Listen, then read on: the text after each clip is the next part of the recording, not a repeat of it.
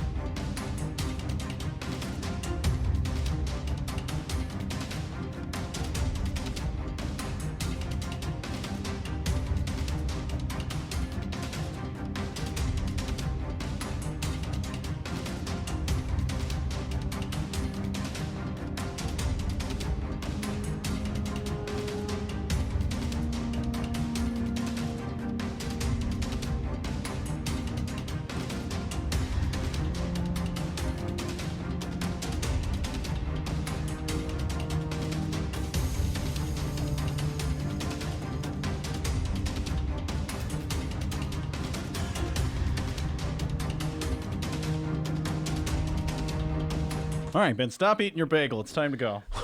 So good. I kind of like the cinnamon raisin bagel better. Just throwing that out there, all right? Oh, okay. A little bagel debate today on the program. What's the best bagel out there? Just saying. Just saying. What's the best bagel ever?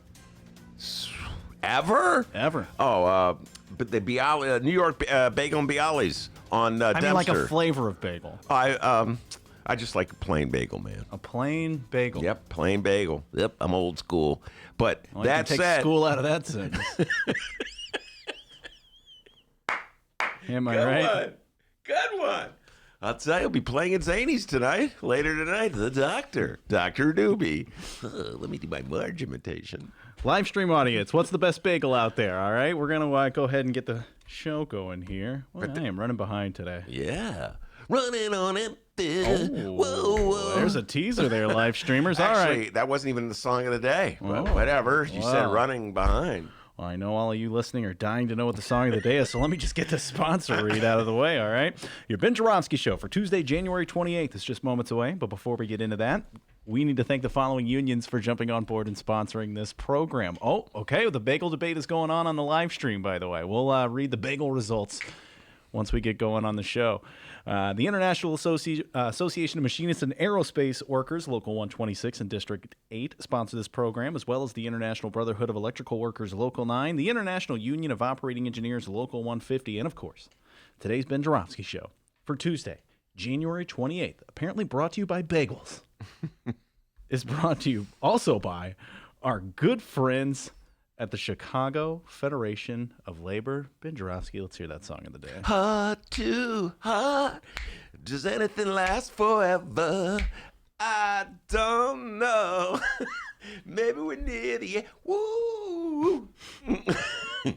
I'm speechless. The Ben Joravsky Show starts now.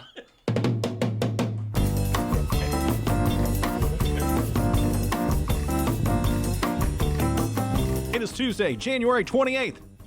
And live from the Chicago Reader Chicago Sun-Times studio, this is the Ben Joravsky Show.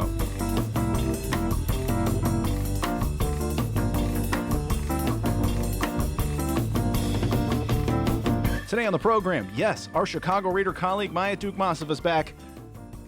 Our good friend Marc Sims returns to the program. He always brings snacks. And we welcome back congressional candidate Kina Collins. And now your host, every now and again, it brings a bagel.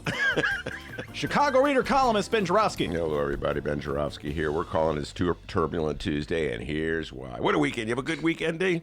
Yes, I did. That's what I like to hear. Wow. Days ago.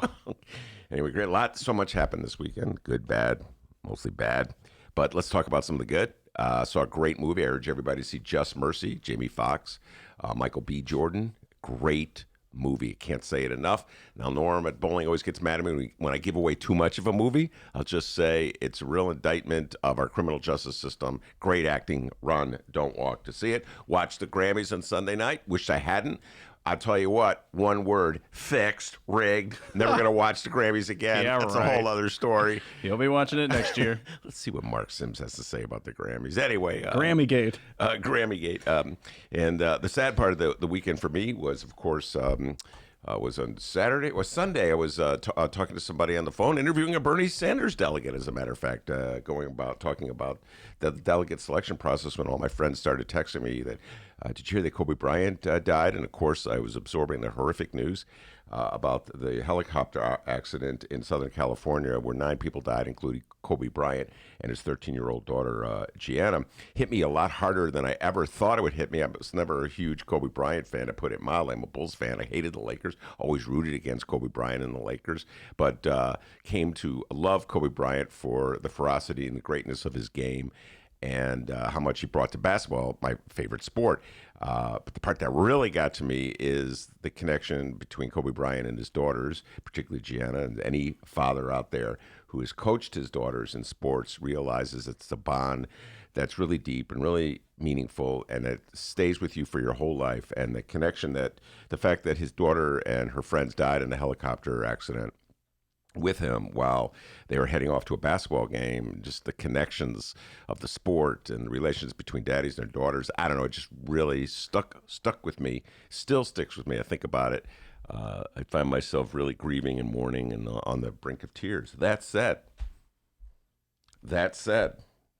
I am now going to divert and change my grief into a little bit of irritation or even almost anger at the Washington Post. I don't know if you've been following this story. It's been sort of lost in the general hubbub over Kobe's death and the helicopter accident. Felisa Sanmez, who is a reporter for the Washington Post, was punished for a tweet she sent out. She sent out a tweet. She was retweeting somebody else, and there was a link to an article about the rape trial that Kobe Bryant was involved in. Nobody's perfect. It's the arc of a life, as somebody once wrote. It can take you many different directions. Kobe Bryant he was charged with rape. Ultimately, the case was thrown out. He had a settlement. This is back in 2004 or 5, I want to say. He's gone on to live an exemplary life, as far as we can all tell. Before that, he had an exemplary life. But this happened. And Felisa Sanmez, who from the Washington Post, retweeted a tweet, and for that, she was ripped on Twitter by Kobe Bryant fans. They said a lot of mean, nasty things about her, a lot of violent things about her. And then the ultimate put down, her own boss, Marty Barron, the head of the Washington Post, sent her a message saying, what did he say? Where I'm trying to get the exact right. He accused her of hurting this institution by doing this. You are hurting this institution by doing this. Marty Barron, that's the boss. Now look, as I said before, I grieved the deaths of all the people in the helicopter. I'm still mourning over it. I have a really deep connection to, in my mind, to the sort of the relationship between Kobe Bryant and his daughter, and it's really hard for me to deal with. That said, come on, Marty Barron. I mean, that's ridiculous. What, now reporters don't have the right to tweet things out? Now you're just governing the life of reporters? If it's like too late, if it's too early for the reporter to tweet out, then just get them off social media altogether. That's what social media is. It's people responding in real time. I stay off it by and large. It's a joke around here. I'm the old guy. I don't really like Twitter. But it's what runs the world these days. Our president is constantly tweeting. I'm sure the Washington Post has social media people out there right now who are constantly generating tweets, trying to get people to follow their Twitter handles and all that. And you're punishing Felisa Sanmez because what? She was too soon? I mean, not everybody's going to have the same reaction to a news story out there. What are you, the police? The Twitter police? Ridiculous, man. Look, either get all reporters off social media altogether or let it go. I mean, when I think of all the outrageous bile that's on social media these days, racist, sexist, anti-Semitic, anti-Muslim, when I think of it all that's out there, she got punished for this. Ultimately, he suspended her. She got punished for retweeting a tweet of a previous article that talks about something that's historically accurate and factual about Kobe Bryant's life. Give me a break, Marty Barron. You should be ashamed of yourself. Look, take it from a guy who's openly grieving over what happened this weekend. Our First Amendment rights to free expressions don't end when we're mourning. We got a great show today, everybody. Maya Dukmasova will be here. I wonder what Maya has to say about all this. She's got a lot on her mind, I know. I'm going to ask her. I sent her a copy of the article about the reporter getting suspended. She also, I'm sure she's going to want to weigh in on the Kim Fox stuff that's blowing up in the world. I think Dr. D has one or two things to say about that. Marc Sims will be here. The legendary Marc Sims will be making his return. Cannot wait to get Marc back in the studio. As Dennis says, not only does he bring great talk and great thoughts, but he brings food. Oh, I can't wait. Yeah, he says that, but you should hear him. If a guest dares to eat some of Marc Sims, stop. Leave. Poor Adolfo. Get that out of here. Last time he brought those delicious, what are they called, like Bativa or something cookies? Oh, they were so good. Wait, who was it? The one that brought the nuts? What? Yeah, somebody. I guess. Oh, Leonard Goodman. Leonard Goodman. Leonard Goodman got us pistachios for the holidays. I ate I woofed those things down. The doctor was chowing down. Ooh, Leonard, boy. next time you come, bring more of the pistachios. Ooh, all right. boy, ate a lot of those. Kina Collins, running for Congress in the 7th Congressional District. She'll be in as well and see what she has to say about all the news of the day. But before we get into that, the man, the myth, the legend, the pride and joy of Alton, Illinois, the man they call Dr. Doobie, with the news. How's it going, everybody? Happy Tuesday.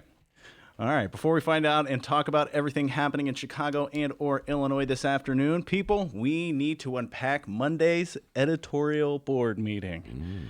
Yes, we had a primary election board meeting, and Ben, listen to all these words I'm about to say. It was a Chicago Tribune Cook County State's Attorney candidate editorial board meeting. Yeah, a lot in that sentence. All 4 candidates were present. Incumbent State's Attorney Kim Fox, Bob the Runner Fioretti, he runs for a lot of stuff, Donna Moore. Ben, what do you know about Donna Moore? Other than the fact that I went to high school with her older brother. Okay, besides that, okay. She is a corporate lawyer. She ran last time against Kim Fox, and she finished second, I want to say, in that election. I'm doing this off the top of my head. And, so she figures she's got the name recognition, and so she'll go at it again. And this time she's going to play up big. Jussie Smollett Gate. So we had Kim Fox, Bob Fioretti was there, Donna Moore was there, and finally, I've come to learn in covering this election that this candidate is a bro. A bro with a lot of money. He's Bill the Bro Conway. Oh, yeah.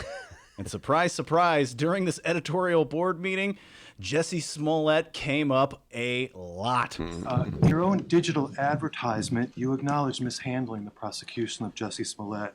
And you said, the truth is, I didn't handle it well. Why is this a forgivable failure? And I mean a lot. Wait, who was asking that question? John Cass was present at the editorial board meeting, Ben. Was that Jump Shot Johnny asking that question? That wasn't John Cass, but this is. There's 700 lawyers in the state's attorney's office. There are 500 in the attorney general's office. The attorney general, by statute, should be representing you. So why stick the taxpayers with the bill? Mr. Cassidy, to clarify, this office in our civil union.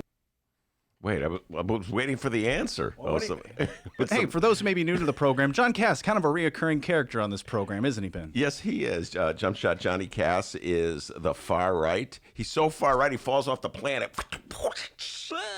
Columnist for the Chicago Tribune. Loves Donald Trump. And I've been trying to get an interview with him on this show, but every time Ben talks about this guy, he just ruins it.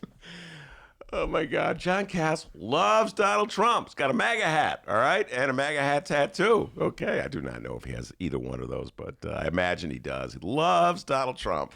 And like many people of the right-wing persuasion, he's absolutely outraged. Outraged, I tell you, by Smollett Gate. Cannot believe this miscarriage of justice Okay?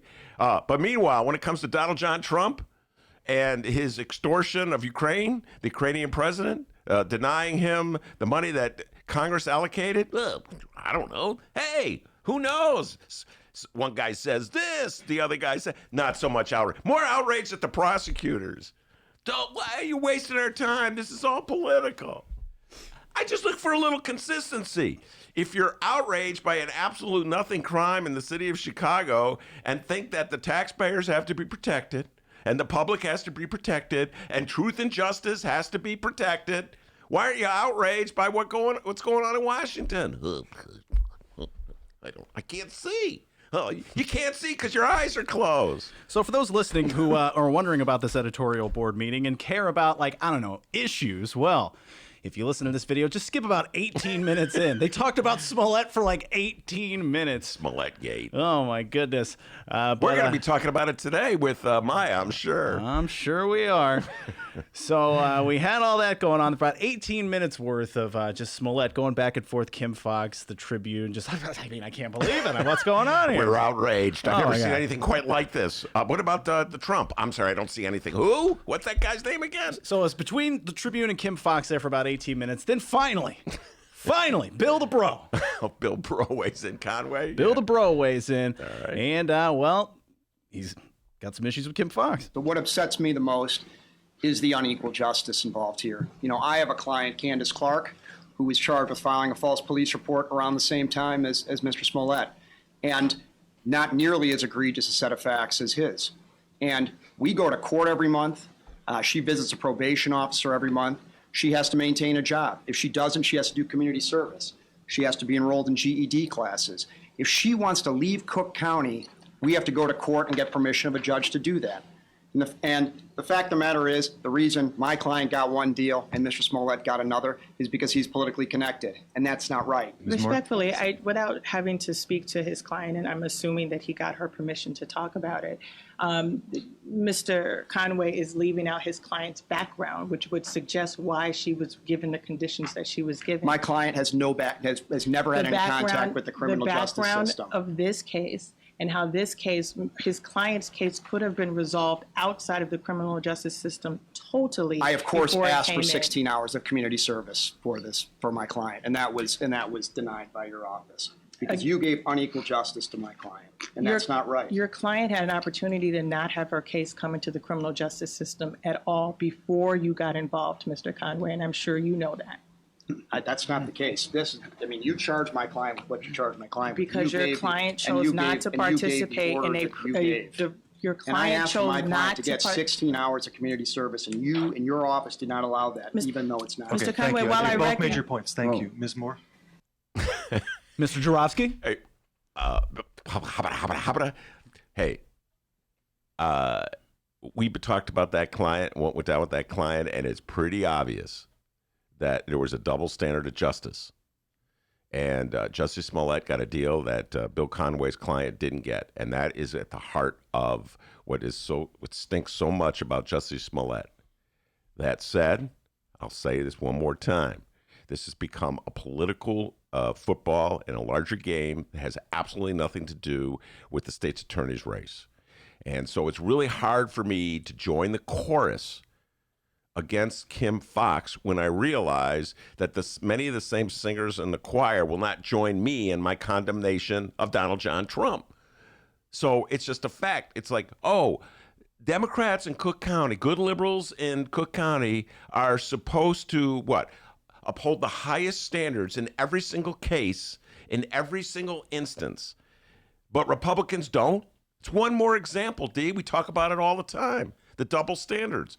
Republicans in Illinois, when it comes to Illinois, they want a fair map. Oh, God, we have to have a fair map. Too much power in the hands of Michael Joseph Madigan. Oh, my God. It's like the Republican voters downstate don't get the representation they need. But then when it comes to Wisconsin and Michigan, they fight fair maps. So what is it going to be? And is it going to be, do you have a principle that you abide by? Are your beliefs rooted in, like, consistent themes, or are these just political tactics and games that you need to undercut the left and help Donald Trump get reelected. So that's what I'm saying. I'm a little reluctant. Yeah, it was double standard. Yeah, something smelled there. Yeah, Kim Foxx shouldn't have made the phone call. Absolutely. But are you going to also have indignation toward what Donald John Trump's doing? Can't have it both ways, Republicans. That's all I'm saying. All right, so we're now 20 minutes into the Chicago Tribune editorial board meeting with the Cook County State's attorney candidates. It's a mouthful. And we're still talking about Jussie Smollett. It's Donna Moore's turn, and she's got something to say about the issue. I have a lot of questions. Look, as state's attorney, you are judged by how you handle the big cases, whether they be violent or not. And if you blow a big case, the public questions your judgment. In this case, we do know a few things, separate and apart from Dan Webb's investigation. We know that there were emails from her, Ms. Fox's head of appeals that said, you can't just do a colloquial recusal. You have to recuse the office. You can't just recuse yourself. We know that there were texts and emails from interested non-parties to this case, where there were discussions and improper discussions about this case and about what to do with this case. That much we know without the Webb report. The Webb report, it's hard to believe that we have a sitting state's attorney that herself is under investigation. But I don't understand, to pick up on what Mr. Cass said, is there's no case against the office. Yes, in civil cases, the office has the ability to go out and hire a lawyer with the approval of the litigation division of the Cook County Board, which I don't believe was done in this case. And there's other issues with that. But they hired a lawyer at above the county rate to do what? If we're going to be open and transparent and cooperate with Mr. Webb's investigation, why aren't one of the lawyers in the office handing over the documents? Absolutely. Listen, Kim Foxx is on the ropes. Kim Foxx has handled this thing wretchedly from the get-go. And there's no doubt about that. It's all began with that phone call she made to Eddie Johnson. That's the part that always trips me up. That was like at the first stage of the investigation when Jussie Smollett's family wanted the case moved from the local investigators, the Chicago Police Department, to federal investigators, the FBI. So, yeah, she's got a lot to answer for. But you know what? I'm just pointing out the inconsistency here. Everybody sees this as an opportunity to win, to defeat Kim Foxx, become the state's attorney. And I just did not see the same outrage. I did not see the same indignation. We'll go back to it. When the state's attorney's office looked the other way, when the police department looked the other way, when it was Mayor Daley's nephew who killed a kid with a fight in the Gold Coast. So I'm just saying there's double standards in Cook County, there's double standards in Chicago, and there's double standards when it comes to the Tribune's editorial board and their columnists' outrage toward Kim Foxx as opposed to Donald John Trump. So again, if you're going to be consistent, be consistent. If you're going to denounce Kim Foxx and point out all the inconsistencies in her defense and her argument, do it to Donald John Trump. Don't run away from that one. Do it to Richard Daley's nephew. Don't run away from that one. Don't look for the easiest target you have that you think will enable you to score points, get elected, and get your president, Donald John Trump, reelected while voiding all the principles that you supposedly believe in. That's all I'm saying, D. Be consistent, all right? Don't this is an easy fight for me to win, so I'm going to go there while you look the other way at Donald John Trump. Where were all these voices of outrage when the police department and the Cook County's state's attorneys were bungling the investigation into Daley's nephew? Where were they? I didn't see any of them. Well, there they were under the table, D. Oh, man. That table. Where everybody else is. So, that, a lot of Republicans under that table. A lot of Republicans hiding out. Ugh, they're outraged. This is the greatest outrage they've ever seen. Never seen anything like it. Oh, I thought that was a MAGA hat under there. That was a Bull's hat. Meanwhile, Sorry. Donald Trump's got rape allegations again. Well, you'd say he said, she said thing. Come on, Ben. Let's talk about Kim Foxx. All right, so we've heard from two of Kim Foxx's opponents and their views on Smollett Gate. We got one more candidate left. You're right. Save the best for last? I don't know. It's a question. Still not sure. Ben Joravsky, you're going to have to help us out here. It's Bob the Runner, Bob Fioretti. He weighed in, and he tried his best here talking to Kim Foxx. Let's go ahead and hear from Mr. Fioretti. Thank you. You're welcome. First of all, again, I think when we look at this case, three things stand out. One, whether or not a phone call helped make the investigation. Secondly, the recusal aspect is troubling, I think, for everybody, and what was said here. And third, when we look at it, Jussie Smollett was treated differently. No, everybody can admit that. Is that it? Is that it for Bob? But wait, What? there's more. Okay. Bob then tried to kind of put Kim Fox. What's so funny? But wait, there's more. Can't wait. Bob then tried to make it his moment. All right, we're about 23 minutes into this interview, and Bob's like, "All right, here's my time, baby." He grills Kim Fox. My question for the state's attorney is she going to recuse herself now from the case where her campaign chair / treasurer has been arrested, and will she step aside in that case? It's as simple as that. And she was arrested, I don't know, last week sometime on what has happened in another election matter. So I'd like to know what she's going to do in that case. Response? She no longer works for the campaign. And she's taken her name off of everything?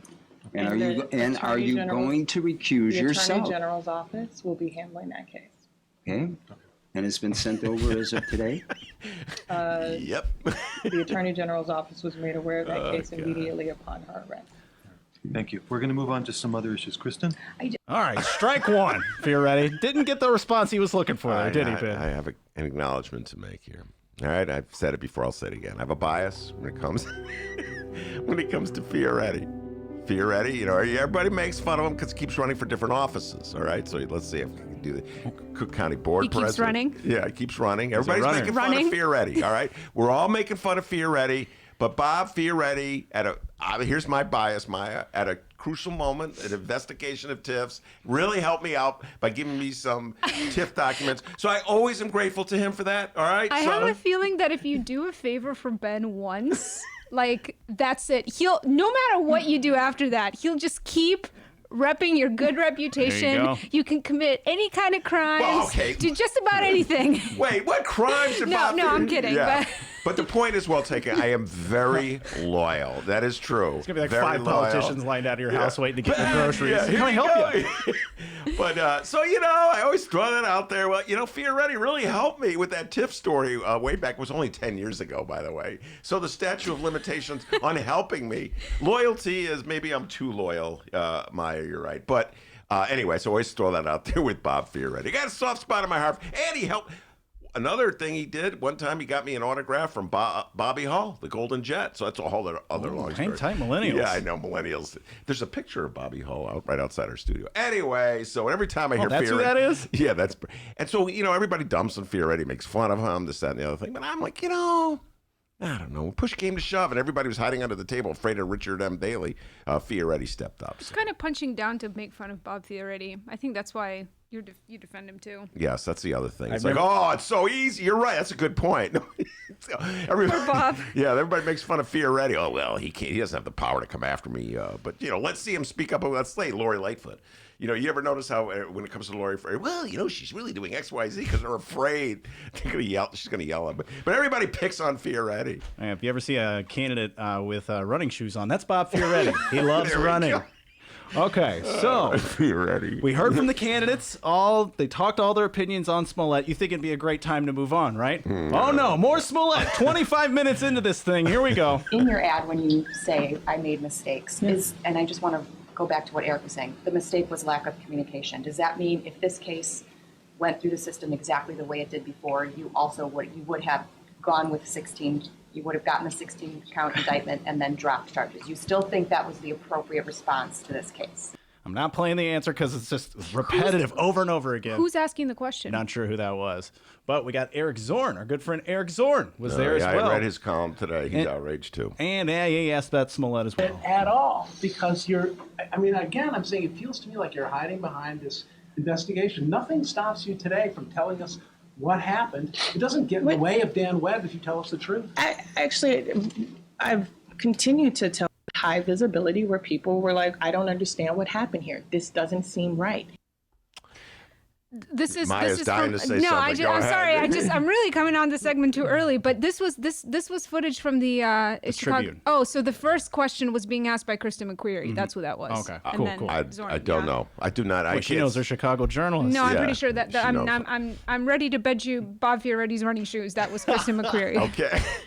Could He be. needs those, I don't so- know. I didn't even know which one was Cass until Dennis pointed out Cass. So there you are. That's a bit of the editorial board meeting. A lot of Smollett going on. Well, I can't wait to hear the Chicago Tribune editorial board interrogate Donald John Trump. Tribune board editorial board stirs. I'll believe your outrage at Kim Foxx when I see the same outrage applied to Donald John Trump. Just saying. Now he's becoming a new reoccurring character here on the Ben Joravsky Show. A lot like John Cass, this Conway feller. Oh, Bill the Bro. Bill the Bro.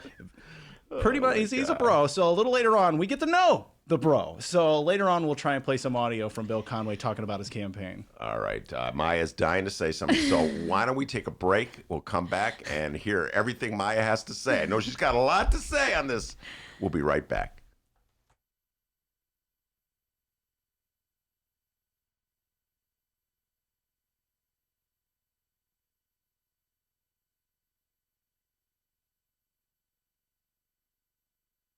Read the Chicago Reader to get up to speed on what's what in Chicago. Culture, food, arts and entertainment, weekly concert listings, weekly event listings, the environment, travel. I can continue, but you get the point. And for all of you Chicago political junkies, raw weekly columns on real city politics from Maya Dukmasova and our very own Ben Joravsky. The Chicago Reader, free to the public in newsstands throughout the city and online at chicagoreader.com. Read it now and be a more informed Chicagoan. Did you know that 40% of the people in Illinois opt to be cremated? Well, it's true. And Chicagoland Cremation Options honors their wishes by providing cremation services directly to the general public. Chicagoland Cremation Options provides an affordable, ethical, and easy cremation arrangement, whether in person or online. Save thousands and streamline the process by going directly to Chicagoland Cremation Options. It's a family-owned business operated by my good friend Douglas Klein. Here's how you reach them: ChicagolandCremationOptions.com. One more time: ChicagolandCremationOptions.com.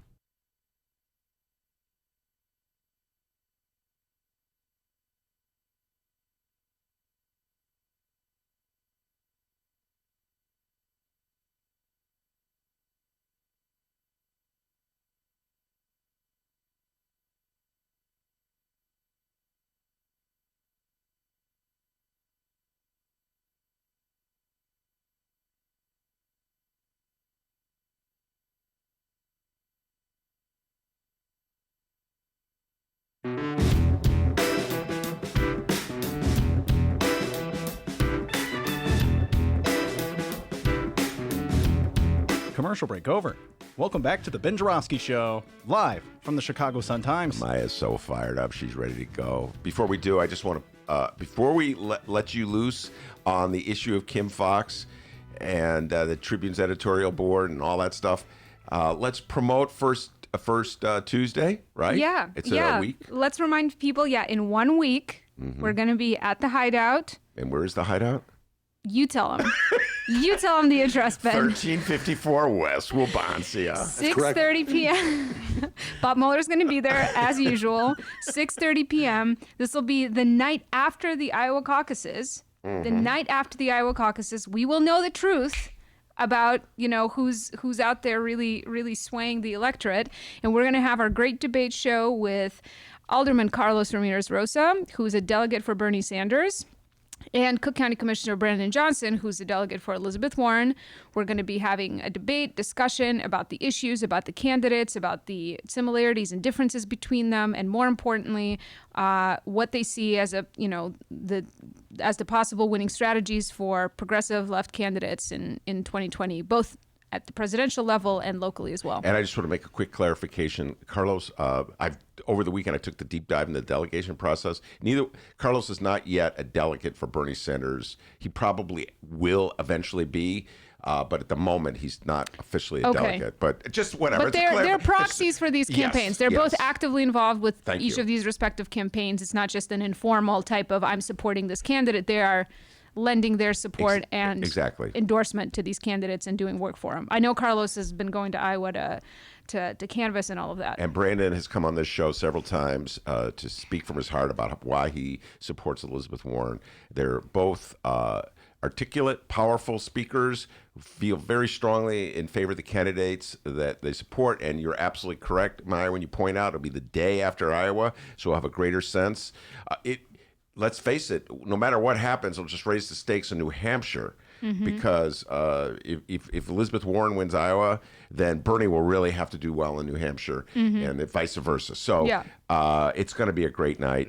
Show up. I'm excited about it. 1354 West Wabansia, 6:30 p.m. a week from today. $5. $5. And where can people get tickets? They can also get tickets if you go to the Hideout website. There's a ticket link there. The First Tuesday's Facebook page, which is now up, the Hideout's Facebook page, through Eventbrite. Just, it's not hard to find. Yeah. So there you go, everybody. It's going to be a great time. All right, excellent. All right, now let's get back to your thoughts on what's been going on with Kim Foxx, State's Attorney Kim Foxx, and Smollett-gate. Yeah, I mean, I am 100% with Chicago's very own e-viewing on this. She tweeted out something last night that I feel like really captured the essence of this issue, and I'm just going to read her tweets because I feel like she says it better than I ever could. And I think that for those who haven't thought about this perspective, it's important to do so. So here's what she tweeted. She said, "I'm going to need some white liberal voters in Chicago to take a long look in the mirror, take a breath, and admit an uncomfortable fact. Your outrage over Jussie is wildly out of proportion with the actual significance of what he did. And it's because you see him as an uppity N-word." Well, she didn't use the N-word, but anyway, I shouldn't say the word. Then she continues, "Jussie got over on us. It sucks. It was bad. It's also not the most important criminal justice issue facing Chicago right now. It's not in the top 5 or the top 20. For instance, from 2011 to 2018, the city spent $500 million on police misconduct. Now, that's city money spent on these on paying out settlements in these lawsuits. But I just want to point out that these lawsuits get litigated in federal and state court. As soon as it's a state court issue, the Cook County State's Attorney's Office is involved. Any way you spin it, taxpayer dollars, county dollars are going to deal with these issues, and these are big, big issues. Then she continues, "The level of rage and spilled ink is really just not warranted, but it's magnified by the deep-seated discomfort some white voters, who otherwise claim to want criminal justice reform, feel spurred by the sense that they were tricked by this black man who must be punished." And she concludes by saying, "If you claim to want a different system, to want a reform and change and an end to unjust policing and mass incarceration, but it's also deeply important to you, more important than anything else, that this man be drawn and quartered, you're talking out both sides of your mouth." Wow.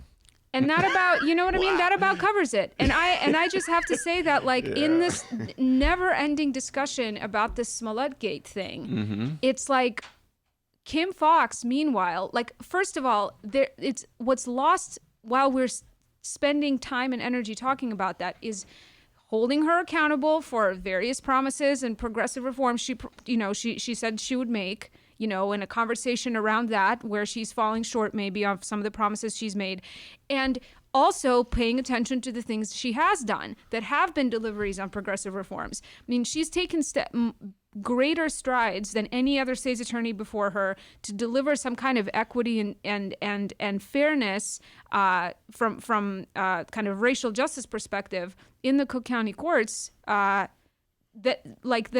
we've ever seen.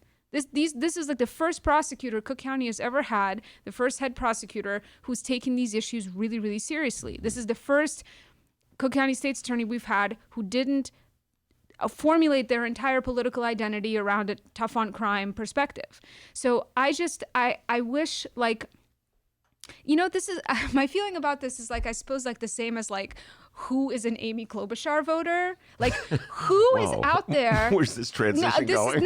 Hear me out. This is a similar thing. It's like, I want to, like, do you know people who really genuinely feel like passionate about the state's attorney's race, and who are like the make or break issue is how she handled Jussie Smollett stuff. And people who actually care about these issues, who normally, vote Democrat and are about, may have supported Kim Foxx the first time around, but who now are just like, I just can't cast a vote behind her because of how she handled Jussie Smollett. Find me a person like that. I would love to hear from a person like that really is like able to lay out their reasoning on this, because to me this seems like a lot of whipping up of already conservative, folks with a lot of kind of implicit and explicit racial biases to mobilize against this prosecutor, who they have all kinds of problems with aside from this, from how she's handled this issue.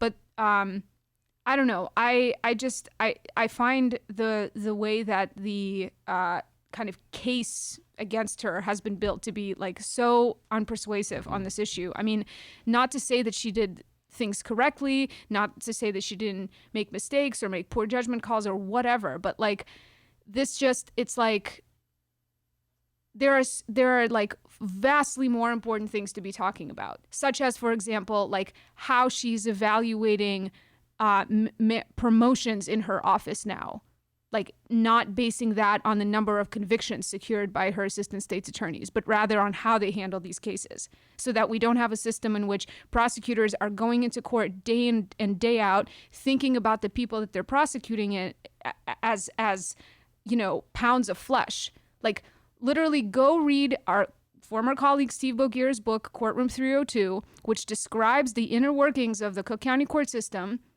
and talks about the attitudes of the prosecutors towards the people they have to that they're putting on trial every day, and that they're charging with crimes, and the way that people basically spent decades in the system relating to folks charged with crimes as if they were just, literally pounds of flesh. Like, they would calculate their convictions by the weight of the defendant, and then, compared with one another, how many pounds of people they prosecuted successfully. Like, this is like the level at which the system was operating for decades. Another great book, Nicole Gonzalez Van Cleve's Crook County, deep sociology of the culture of the court system. She worked both for the prosecutor's office and the public defender's office. She spent a tremendous amount of time in the courts with judges, etc. Like, this system is absolutely brutal and dehumanizing to people. And we have a prosecutor now who, for all her shortcomings, is like taking the brutality of it seriously. And like, she needs to be doing way more. Any prosecutor and anyone in her position needs to be doing way more to undo all of the horrible kind of ways that the system functions and has gotten used to functioning, and all the the culture amongst the staff and employees that have been used to it functioning in a certain way. Like, there's so much more work left to do.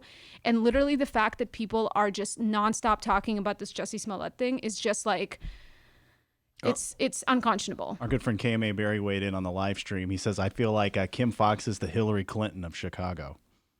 Would you agree? Disagree? I mean, it's the same people who are like, completely. Wow. Like, I have to think about that. We're like, I'm not quite sure exactly the parallels between. I would assume like her emails and the whole Smollett thing, right? Yeah. But and the vitriol against her, like the same people who hate her with a fiery passion are people who hated Hillary, for sure. I'm not. Okay. I'm not defending Hillary. Let me divorce because at the moment I'm going in so many different places at once with Hillary Clinton, because I agree.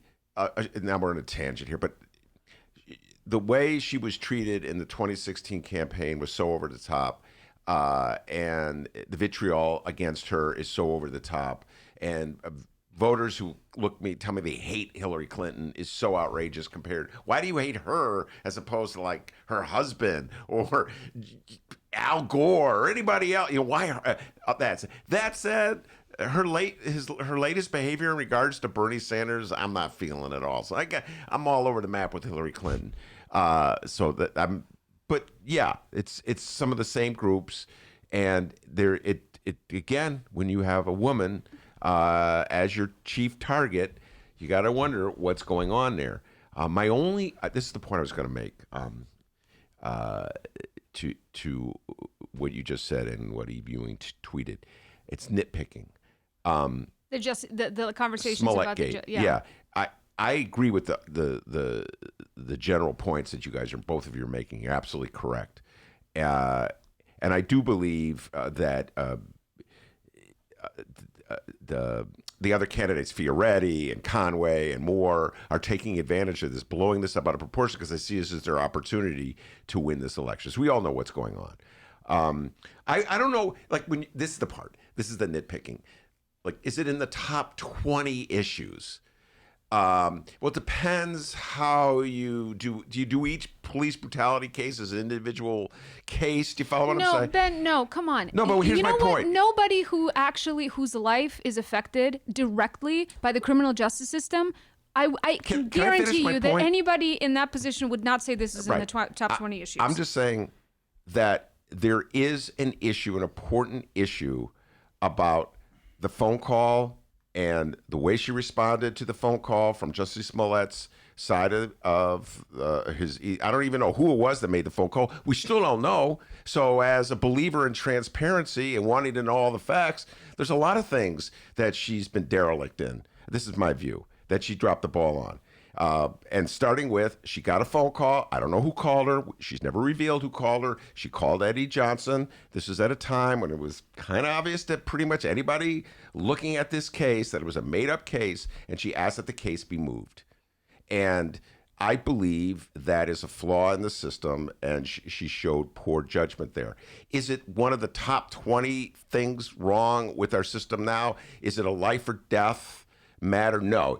So that's why I'm saying I agree with your major point, but I'm not just going to throw away all the things that reflect bad behavior on her part or bad judgment on her part, or allowing somebody to have access to a system when 99% of the people wouldn't have it. That's all I'm saying. Okay. That just makes her like every other politician that's ever Fair occupied enough. an office in this county and city. Fair enough. That doesn't make her any different from any of these people. Fair enough. I know. Fair enough. And as I said earlier in the show, I would have loved to have seen this outrage when the Cook County State's Attorney and the Chicago Police Department was essentially looking the other way as opposed to investigating Richard Daley's nephew, who actually killed somebody with a punch in a fight in the Gold Coast about 10 years ago. Or Jason Van Dyke. Well, the reason I keep coming back to the Daley one is because it's a very similar parallels. The state's attorney, powerful people having access and double standards, et cetera, and so forth. Anyway, we should put those tweets on our Facebook page or something. Yeah, retweet Eve. Yeah, retweet Eve. Very good. All right, what else is on your mind? Well, so last night I went to the 1619 Project Chicago Ideas Week event. They sponsored or co-hosted an event dedicated to the 1619 Project, which, if you haven't heard, this was a special issue of the New York Times Magazine that came out back in August. That was conceived and curated and edited by Nicole Hannon-Jones, who's a staff writer at the New York Times Magazine, and is one of the kind of biggest reporters in the game now in terms of covering the legacy of slavery and segregation and segregation in public schools and in housing, et cetera, et cetera. So this entire issue of the magazine that came out in August was sort of premised on the idea that, like, this country did not begin in 1776 with the American Revolutionary War, that the real beginning of America is in 1619, which is when the first African enslaved people were brought to these shores, to one of the to Virginia, which is like, so not to say there were already enslaved people in the Caribbean and in extensions of the Spanish Empire, basically, but this 1619 was when the first African enslaved people were brought into the English colonies here, which later became, the United States. So the whole issue of the magazine is like dealing in various ways with the legacy of slavery and the the way that it still shapes our life and our economy, et cetera, et cetera.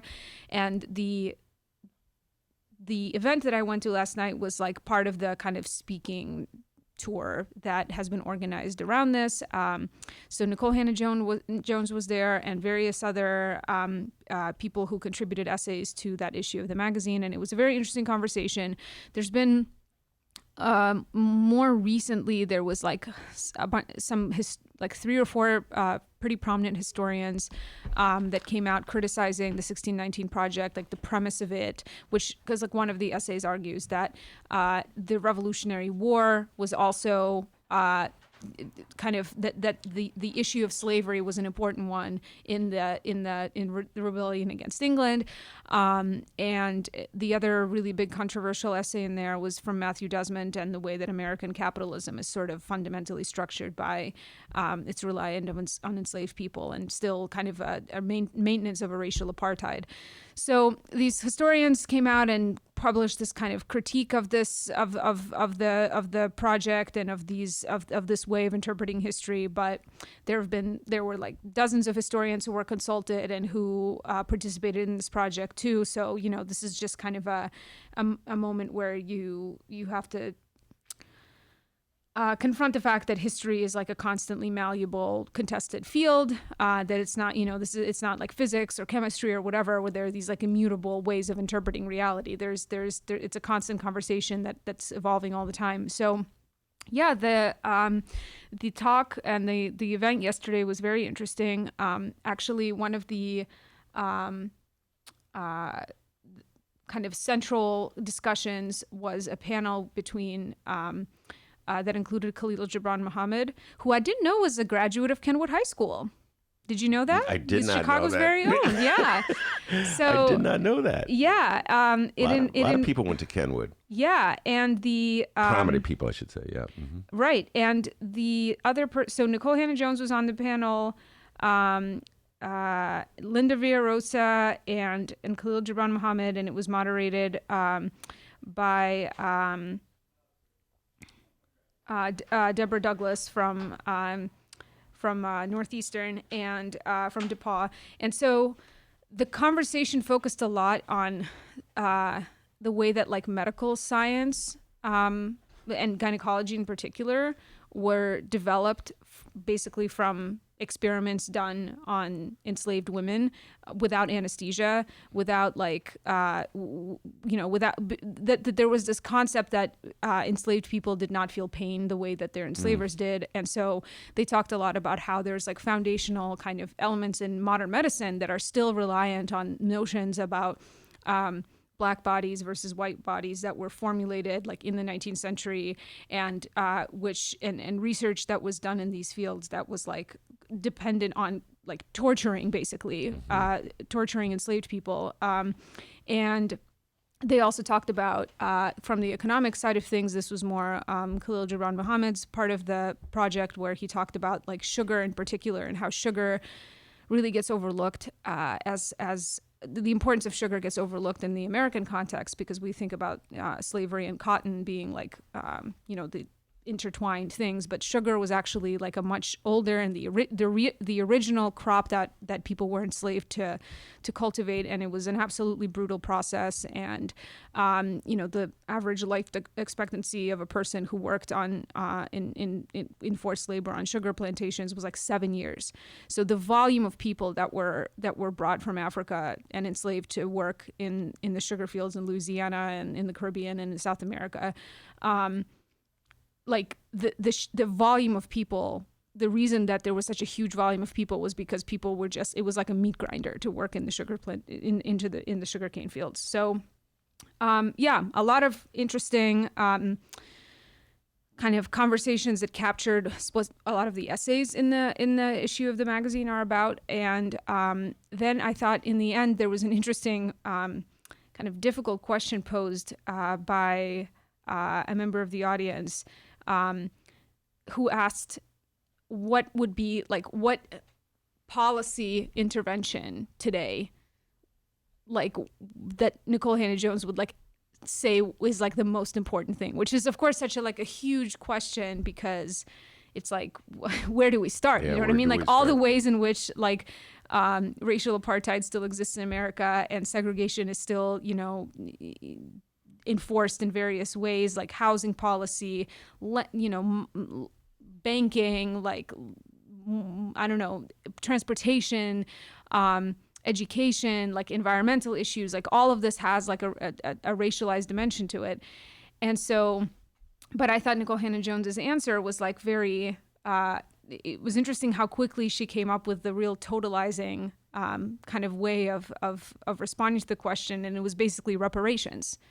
Like John Conyers had for decades been trying to introduce a bill that was asking the U.S. House of Representatives to examine the issue of reparations, to study the question of reparations.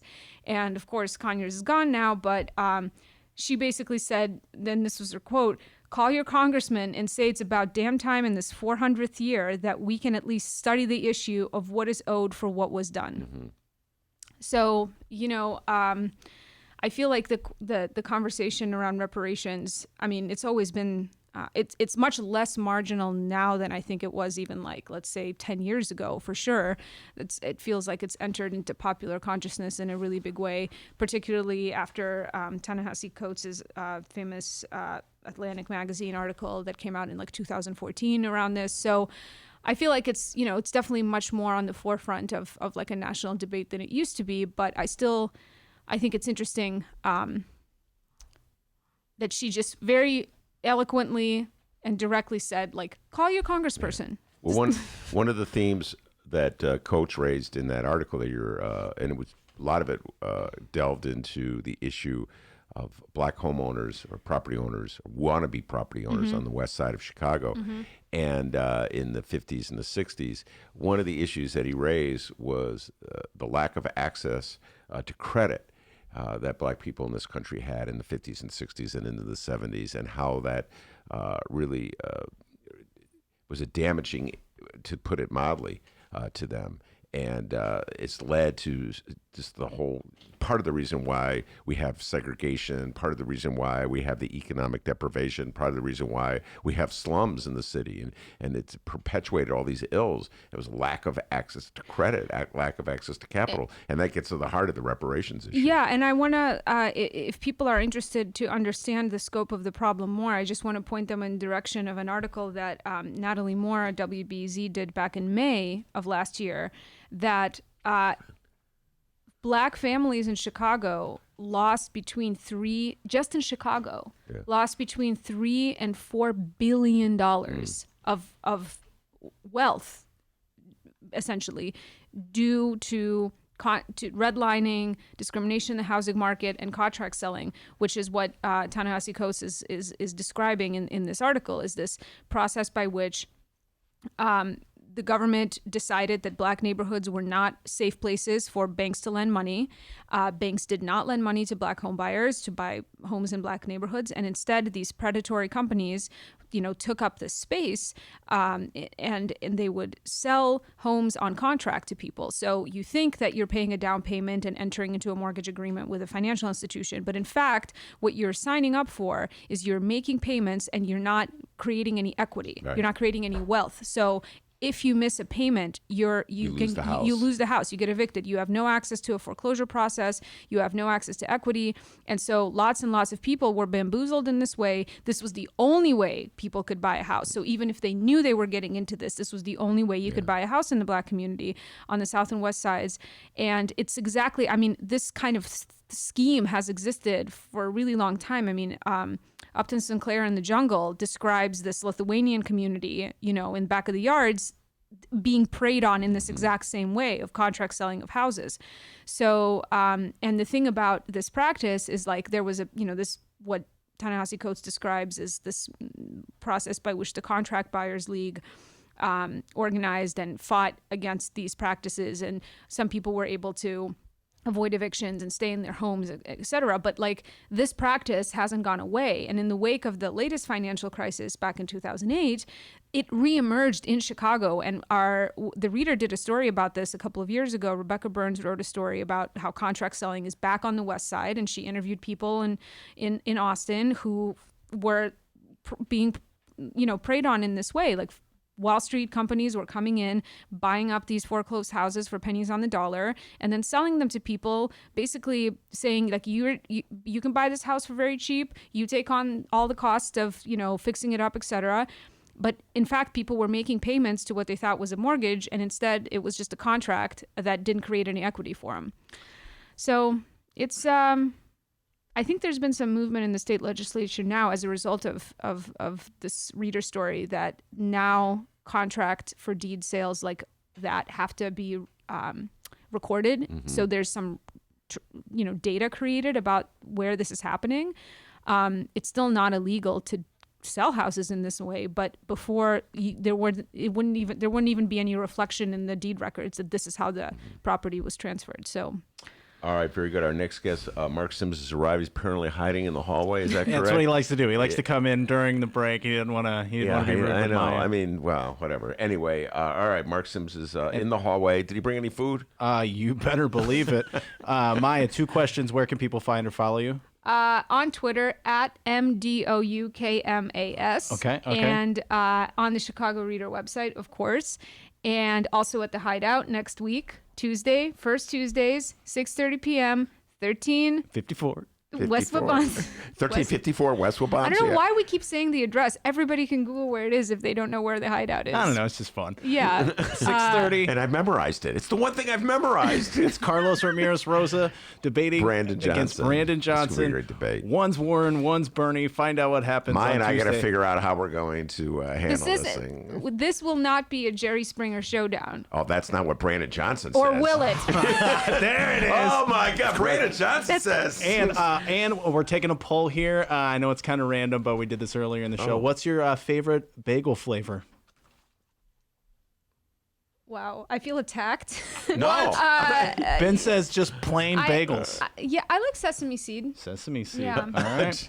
We're doing a poll here. Live stream chat's weighing in as well. A lot of cinnamon raisin fans out there. I She love says cinnamon sesame. raisin. I love cinnamon raisin. There's no catch to this, by the way. Yeah. Okay. Oh, yeah. There's no catch. It's like, I don't know. I feel like the everything bagel people, like they'll find me. Like I'm gonna need to move. Well, that's me. I'm a little upset, but I'm moving on. All right, we got Marc Sims on deck. We're going to bring him on. I did not get a chance to ask you about the reporter at the Washington Post who's chastised. I'll throw that question at Marc Sims. He's looking like, what? Didn't even know about it. I mean, as a woman sitting in this space, I can just say that this was. I'm shocked to see that this is what a institution of such repute is doing to one of their reporters. I mean, quite aside from how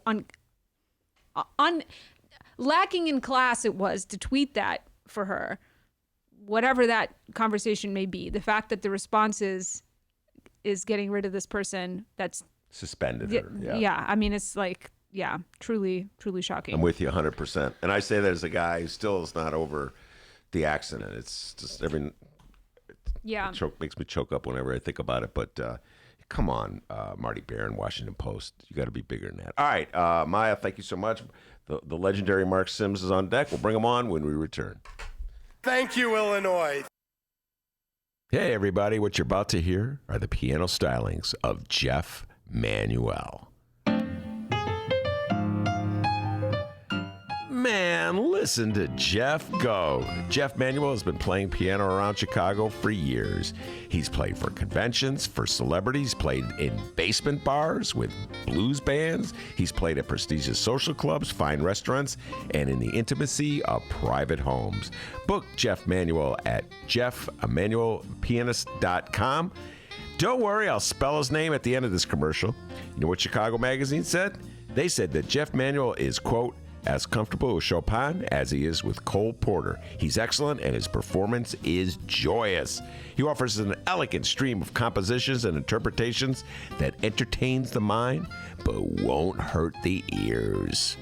To hear more of Jeff Manuel's work and to book Jeff for your next event, go to jeffmanuelpianist.com. I'm going to spell it out for you, people. J-E-F-F. M as in Mary, A, N as in Nancy, UELPIANIST.com. Take it away, Jeff Manuel.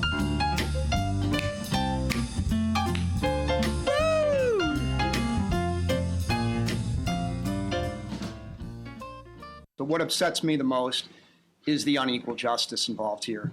I have a client, Candace Clark, who was charged with filing a false police report around the same time as Mr. Smollett, and not nearly as egregious a set of facts as his.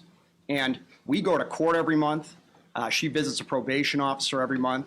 She has to maintain a job. If she doesn't, she has to do community service. She has to be enrolled in GED classes. If she wants to leave Cook County, we have to go to court and get permission of a judge to do that.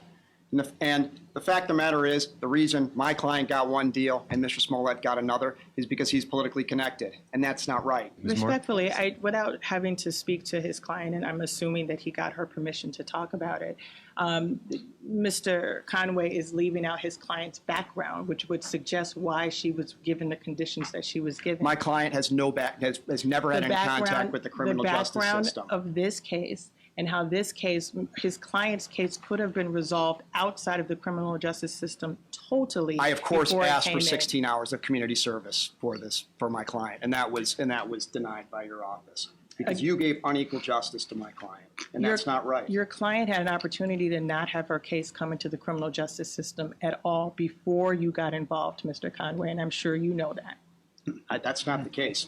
You charged my client with what you charged my client with. Because your client chose not to participate in your client chose not to get 16 hours of community service, and you and your office did not allow that, even though it's not. Okay, Mr. Conway, while I both made your points. Thank you. Ms. Moore? It's Chicagoland's adult entertainment playground. It's the world-famous Admiral Theater, 3940 West Lawrence Avenue. The Admiral is homegrown from Chicago, and it's the most conveniently located club in all of the city. 15 minutes from the O'Hare Airport in downtown Chicago Loop. Voted Chicago's best strip club, the Admiral has showgirls galore and a variety of adult entertainment shows. The world-famous Admiral Theater, open every day from 7 p.m. to 6 a.m., 3940 West Lawrence Avenue. For events, showtime, and other information, visit AdmiralX.com. Must be 18 years of age or older to enter.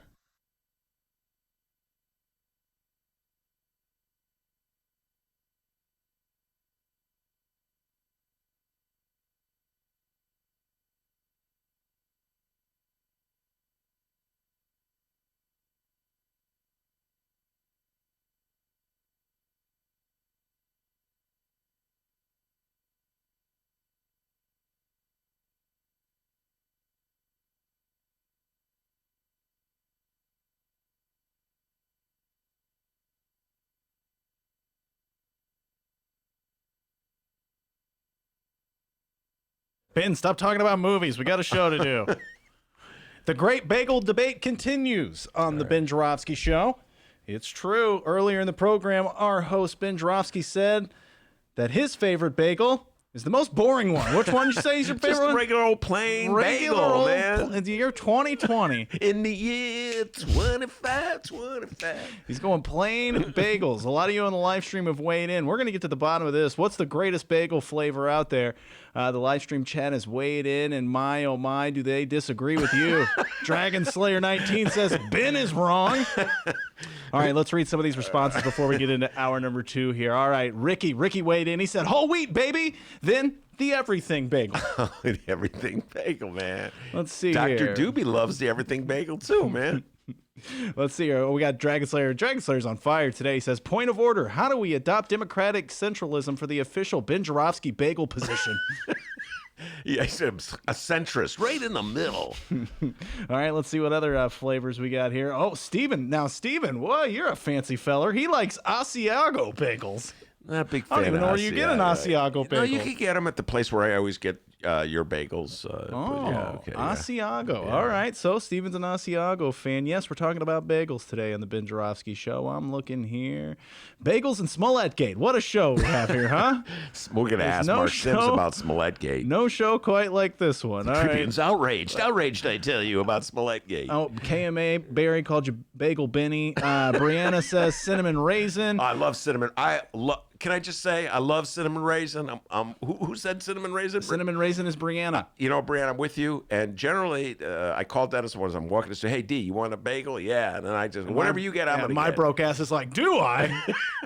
So what? Last week he Free said meal. Cinnamon raisin. I bought them, and I love the cinnamon raisin. And it looks like we have a leader here. Maya Dukmasova said that this is her favorite bagel. Our good friend Pat Whalen weighed in on the live stream, said it as well. And KMA Berry, the sesame seed bagel is in the lead for the great bagel debate on the binge. Aren't you glad you tuned into this show today, guys? Great bagel debate. All right, hour number 2 of your program featuring bagels is brought to you in part by the International Association of Machinists and Aerospace Workers, Local 126 and District 8. The International Brotherhood of Electrical Workers, Local 9, sponsor this program, as well as the International Union of Operating Engineers, Local 150. Can't thank you unions enough. What's your favorite bagel, all those unions? And, of course, today's Ben Joravsky Show is brought to you by our good friends at the Chicago Federation of Bagels. I was just kidding. Chicago Federation of Labor. The Ben Joravsky Show starts now, hour number 2.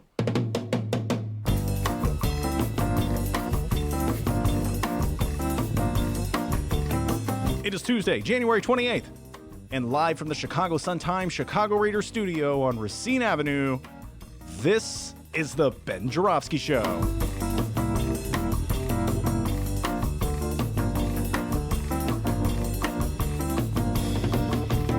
In this hour of the program, our good friend Marc Sims returns, and we also welcome back congressional candidate Kina Collins.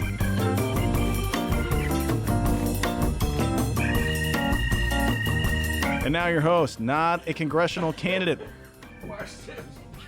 a Chicago Reader columnist, Ben Joravsky. Marc Sims always brings gifts. Usually today's bringing alcohol. You know, you got a little bar going over here, and I'm restocking your freaking bar. I gotta turn the live stream on, but live streamers, check this out. Marc Sims brought White Claw. I mean, he always brings gifts. What happened to your other camera that was right here? What happened to that we don't want to talk about it. We don't want to talk about it. Yeah, it's a long story. But I bought some non-alcoholics for you. You know, you got to give it away. You know, he looks thirsty. Well, the last time so many ways you brought the lifesavers, which by the way, the other guests love the lifesavers. They were going crazy. Although Ricky Henning goes, "Why the white lifesavers? Want black lifesavers?" And do they even sell black lifesavers? No. Ricky Hendon. So Marc Sims always brings goodies. Some kind of. Well, I'm going to bring weed next time. Oh, now don't go teasing. But it's legal. No, I don't drink it. Oh, I rarely drink. Maybe just Christmas time or something. But this is. You don't drink, do you? Yeah, I'm about to chug that. You don't drink that White Claw, Dennis? I'm about to chug that White Claw, dude. It's my favorite flavor, it's just mango. $3. I got some non-alcoholic, but I'm gonna tell you something. It's like a freaking easy bake oven in this place. No, it's hot. Why is this place even outside? It is so freaking hot. I know it is. What happened to your carbon footprint? Damn. No, but who was last week? Somebody was like, everybody stripping off their clothes. I know, man. I'm about to go down on my DVDs and my underwear. Please don't. Because I feel like I'm at home. I want to take my pants off. Can I take my pants off? No, don't take your pants off. I haven't heard a BVD reference in years. BVDs. I thought the best line of the Maya interview was when she was going, if somebody does something for Ben 10 years ago, he's still talking about it. Marc Sims interviewed me 10 years ago or whatever It's it so was. scary. That video is still there. And it's still scary there. as hell. My hair was black. A little bit more. My hair was white then too. But anyway, there was something you posted on your Facebook page that I took note of. And I've always said this about this young man here in the studio, Marc Sims, pride and joy of Roseland, Fenger High's one of outstanding graduates. Right. A young scholar he was back at Fenger. You would have been. You were made for radio. You were made for TV. You got the gift for gab. No, I should have done television. Television, and you put on Facebook something that was interesting. It was a tribute of sorts to Walter Jacobson and Bill Curtis. Yeah. How, as a kid growing up on the South Side of Chicago, you wanted to be on Channel 2. I wanted to be like Bill and Walter. Channel 2 in the Channel 2 newsroom. That, when you're a kid, you're enamored with stuff. But like I said in the little blog there, I said I didn't do my homework. I didn't like reading. Well, I didn't like reading, and whatever. What else I didn't do? Okay, whatever. I didn't prepare myself to be a freaking news anchor. So here we is. But I did get on television in Chicago for 25 years, a public access show, and I had a lot of fun. So Well, the thing I always tell people when I'm asking them to come on the show, and the first, you got to be. It's really Joe Biden is about as far right as I'm going to go, with the exception of Nick Spazzato, my old friend. I bring him on every now and then, but you got to be able to talk. Just the ability to at least express babble. oneself. Like I saw. I was in the hallway listening to Maya. Maya's always good. I can't do what Maya does, but you just be able to run your damn mouth and you babble. You're a good guest. That's what it is with the podcast. I need somebody who are freaking talkers. Half the people on my little podcast are guest on this show, right? Yes, Let's face. I just told B I'm stealing your guest, man. I gotta need paper on it. Dennis has been on. You've been on. It's been fun, right? Yeah, and didn't you get? You got my man Henry Davis Jr. Yeah, Henry Davis. He coming back. Call him Gates. I didn't. Did I? No, you did. Cool. You did. I thought you were going there because you did no, I know. Davis Jr. I know, but I don't know if I ever have a sister on. Mark, she make. Where can people find this lovely show you're talking about? Just type my name in, Marcsims. Okay, that's Chicago. All. Why do you even have to ask that question? Marcsims. Yeah. Chicago. And you see a picture of me with the White Sox World Series trophy, and then you'll go from there. No, I love if you check it Thanks, out. Dennis. No, he knows what he's doing, man. He went to radio school. Okay, damn scoop. When it's like he has this montage. So when he interviews, like when the interview with Henry Davis, the South Bend councilman who is very critical of Mayor Pete, Dennis's favorite candidate. When you just want to see if he's paying attention. When you see there's a montage, there's a different images. It's on YouTube right now, Yeah. but eventually, because you guys on what, Stitcher and all kind of apps, right? Apple Podcast, what you on? Everything, right? ChicagoSunTimes.com, ChicagoReader.com, and wherever else you download your favorite podcasts. He's good, man. He's He good. went to He's broadcasting good. school. See, I didn't go to broadcasting school. No. Minus TuneIn. We're not on the TuneIn app. Okay, all right. But I'm saying, eventually I'm going to have to do that, get on SoundCloud or Libsyn or some, just an audio only thing. But right now it's only. But I like showing those pictures because when you were on, I find pictures of you and Mayor Daley from on your Facebook page. You ever see that picture, Dennis? Of him and Mayor Daley? Oh, yeah. It's got to be like 20 years ago, right? Yeah, it was. No, it wasn't 20 years ago. It was, I can remember where it was and when it was. It was 2010, and Mayor Daley had just announced he was not going to run for re-election. Mm-hmm. And shortly after he made that announcement, he held, Marc Simpson's taking off his shirt. Man, it's hot about taking my damn pants off. Don't take your pants off. You're going to get a whiff of this thing. Anyway, so Mayor Daley had his annual budget meeting at South Shore Community Center. And that was always my favorite place to go. Man, that was a trip going to see Mayor Daley's budget hearings at the South Shore Community Center. Anyway, and he was walking through the hallway, and we were introduced, and we put our arms around each other like we were old friends, and someone snapped a photo. But you in that picture, you were taller than Mayor Daley. Are you taller than Mayor Daley? I'm 6'4". Oh, God. What am I saying? Jesus. Wow. No, I think I am a little taller than Mayor Daley, but he's not a tall man, so. I only seen him once, and that was from Did you ever go to those budget hearings? Hell no. They were great. I was really, meetings. it's funny. I was against Mayor Daley, but I was for Rahm. Not that I like Rahm, but I voted for Rahm, but not Mayor Daley. Isn't that weird? That is weird. Yeah. I do not understand. Well, I know. It was subconsciously Barack Obama. You were following his dictate. I told you before, I was a limo driver. I wanted him to make some rain so he can bring business people to Chicago so I can make a living. And that's sort of what he did. And to run poor black people out of Chicago, which is sort of what he did. He did more the latter than the former. Of course, yeah. So you got some stuff on your mind that you want to discuss. You were talking about. No, we were talking about Kobe. I don't want to say anything bad about Kobe because I don't know Kobe. And I'm going to wait till this helicopter crash investigation is over. But I know when I was a limo driver, and I drove a lot of famous people, and especially rappers way back in the day before iTunes jumped off. And I know Kobe was 41 years old. But just like when Aaliyah's, the singer Aaliyah, when her plane crashed, what was it, Bahamas or Barbados or whatever, everybody got on the plane. This is what I heard about Aaliyah. It was too many people on that damn plane and too much luggage, and the damn thing crashed. Last night. And I don't know what happened with Kobe, but I know I was a limo driver when the people say we all getting on board, we getting into this car, this limousine, this van, and you got to take us. You're not supposed to say no. Mm-hmm. So we'll see what happens. We'll see what happens. And, you know, Marc, there's various phases of grief. You know this. And I forget how many phases there are and what they are, having said all this. Right. But at some point, I'm going to turn to anger. Because I really took this one hard. I said this at the outset of the show. I took this one really hard. Because first of all, I'm a huge basketball fan, and Kobe Bryant meant so much to basketball fans, but also was his relationship with his daughter. And, you know, I could really relate and connect to that. And you have daughters, daughters. I have I coached daughter, them, yeah. So all these things really hit me hard, and I've been grieving all weekend. But in the process, at some point, your grief turns to anger. And I know it's going to happen. And so I'm already starting because I'm angry at the Washington Post. This is what I was talking about. There was a reporter for the Washington Post who retweeted an article that alluded to Kobe Bryant's the rape allegations. Which I forgot about. Yeah, which you forgot about. Yeah, I forgot about it. And she got punished. Right. She got punished by the boss. Right. And I'm just like, my attitude, this is coming from a guy who's grieving. Right. Is come on, Washington Post. I mean, either you got First Amendment rights, or you don't have First Amendment rights. Most people forgot. Most people don't even remember, or they don't even know. I mean, you know, they could have just swept it under the rug.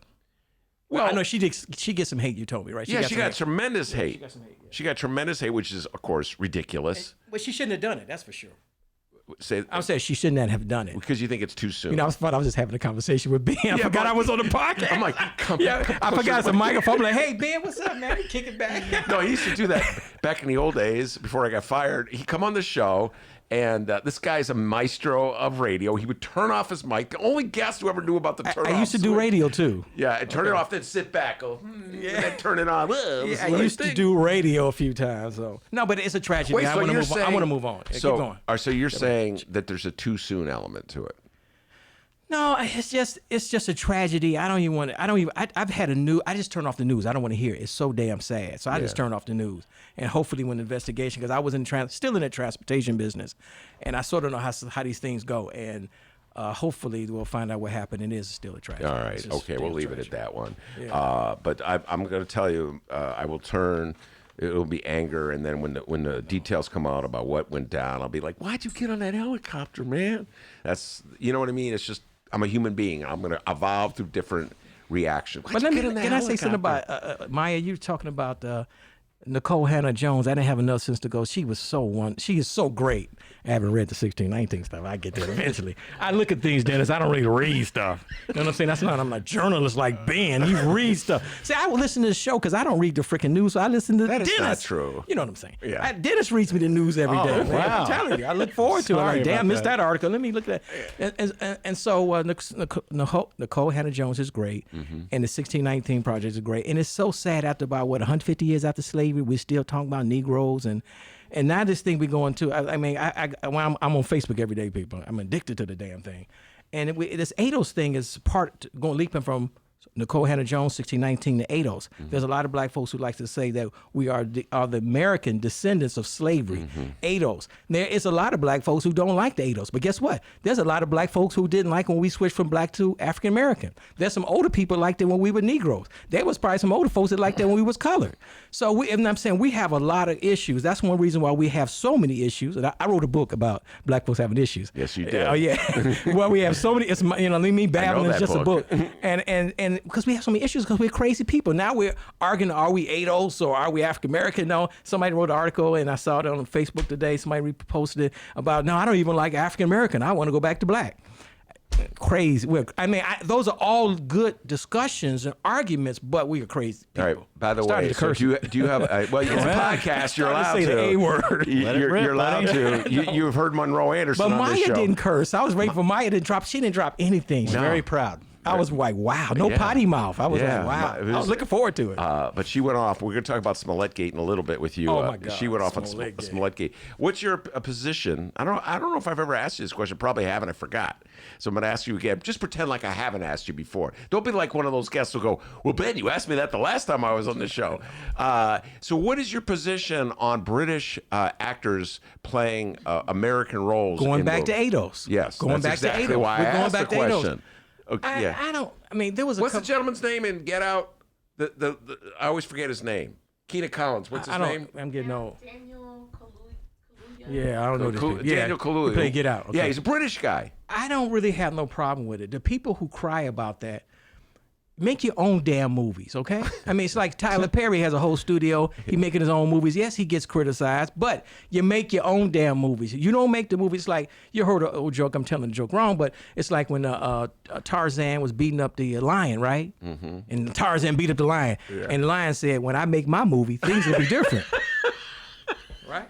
I've never heard that joke. You've heard that before, right? See, there you go. See, the joke. Dennis, you heard that joke before, right? I'm sorry, I wasn't listening. Oh, yeah, I know you were. I know. I'm busy. But it's probably the same thing with Indians. The cowboy beat up the Indians. I've heard the that Indians, one. the Yeah, same yeah. thing. And the Indians say, when we make our movie, things gonna be different. So you make your own damn movie. Don't worry about Hollywood. Make your own damn movie. All right, fair enough. Although I'm a little upset that they couldn't find a black actor from Chicago to play the role of Fred Hampton. That's all I'm saying. I throw that out there. That's the one I say. I they think got the guy from Get Out to play But Fred that's Hampton. partly our fault as a people. One of my pet peeves is that as a people, we only been free since 1970. You know that, right? And so what year? So I say 70. You know when we have affirmative action, Dr. King is killed in 68, so things got a little bit better. So we only been free because folks that are a lot older than me remember how it used to be. Let me tell you something. Oh yeah, it was bad. Yeah. Let me tell you how bad it was. No, I ain't gonna. No. Tell me. I'll tell you that story next time. But what was my thought about the coming together? We need a pipeline of black teachers. People are like, they got rid of all the black teachers. Well, where's the pipeline for black teachers? We need black doctors. Where's the pipeline? We need black actors. Where's the pipeline? So since we've been free, we haven't developed a pipeline.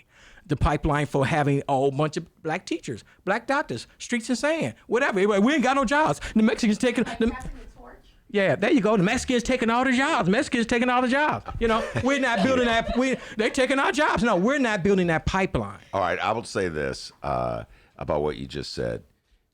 Yes, you have to do a better job of producing actors from Chicago public schools, etc. That's Your greater right. point. That's but right. that said, there are a lot of black actors in the city of Chicago. Okay, don't act like there's no black. The pipeline. I don't know who they are. I mean, well, you're not a casting director. But that's what I'm trying to get. That is casting directors. I see some. I'm just saying, you could have found a guy from Chicago to play the role of Fred Hampton, this iconic Chicago leader. Then we have to make our own Fred Hampton movie. It's sad though, it has to be that way. In 2000, was it 2020 now? I lost track. track. We have to make our own movies because Hollywood ain't making our movies the way. You're right, but we need the pipeline. We don't have the pipeline. All right, fair enough. We'll let it go there. Passing the torch, right, young lady? That's what she's running against for Congress. Danny Kenyatta Davis. She's running. I ain't gonna say that. We talk later on. Don't say anything. I'll say it off the air. All right. So Smollett Gate. I know you have thoughts on it. We've been talking about it all day. The Chicago Tribune is outraged. You're outraged, I tell you. Juicy Smollett. Juicy Smollett. Dave Chappelle won the Grammy. Did not even show up. He probably thought he was going to win, right? It was his third year in a row he's won, I think it is. He did not show up. The thing about it is that it's sad. See, Fred Hampton and Marc Clark, not far from these studios here. That's correct. You can walk to this spot. Yes, you can. And I was, 70? So I was 8 years old, I think. 8 years old in 1970 when Marc Clark and Fred Hampton were murdered. Actually, it was December 4th, 1969. It wasn't 70? It was 1969. Well, I know you would be right, Ben. You don't go against Ben, do you? No. Dennis? Well, certain He's things. a freak. Right? Super freak. Super freak. But anyway. He's a dork.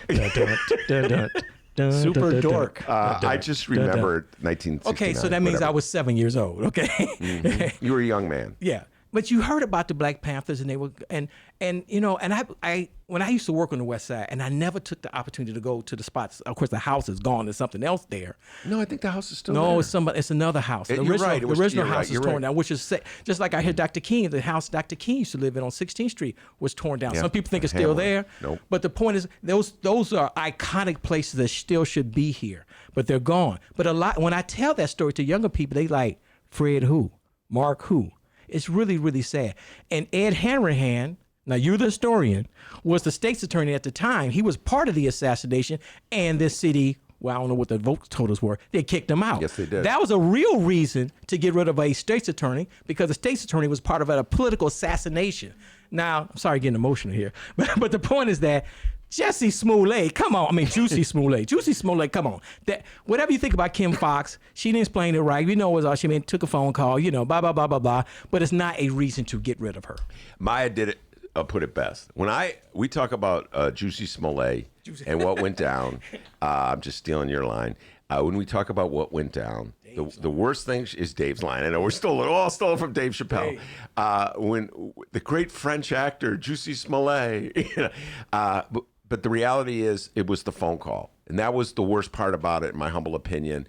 And I pointed that out to Maya, and she came right back at me, and she said, oh, then she's like every other politician in the city of Chicago, taking a phone call, and that's how it happens. And just not Chicago, but every other politician But it's in the not world. enough to lose her job. Come on, give me a break. No, she won't lose her job. I've said this on the air many times. She will not lose her job. But that young man whose daddy started the Carlisle Group, or he's co-founded the Carlisle Group, he sure got a lot of money. He's got money, but money helps. Money does help. Money helps. Ooh, we'll talk about Carlisle Group.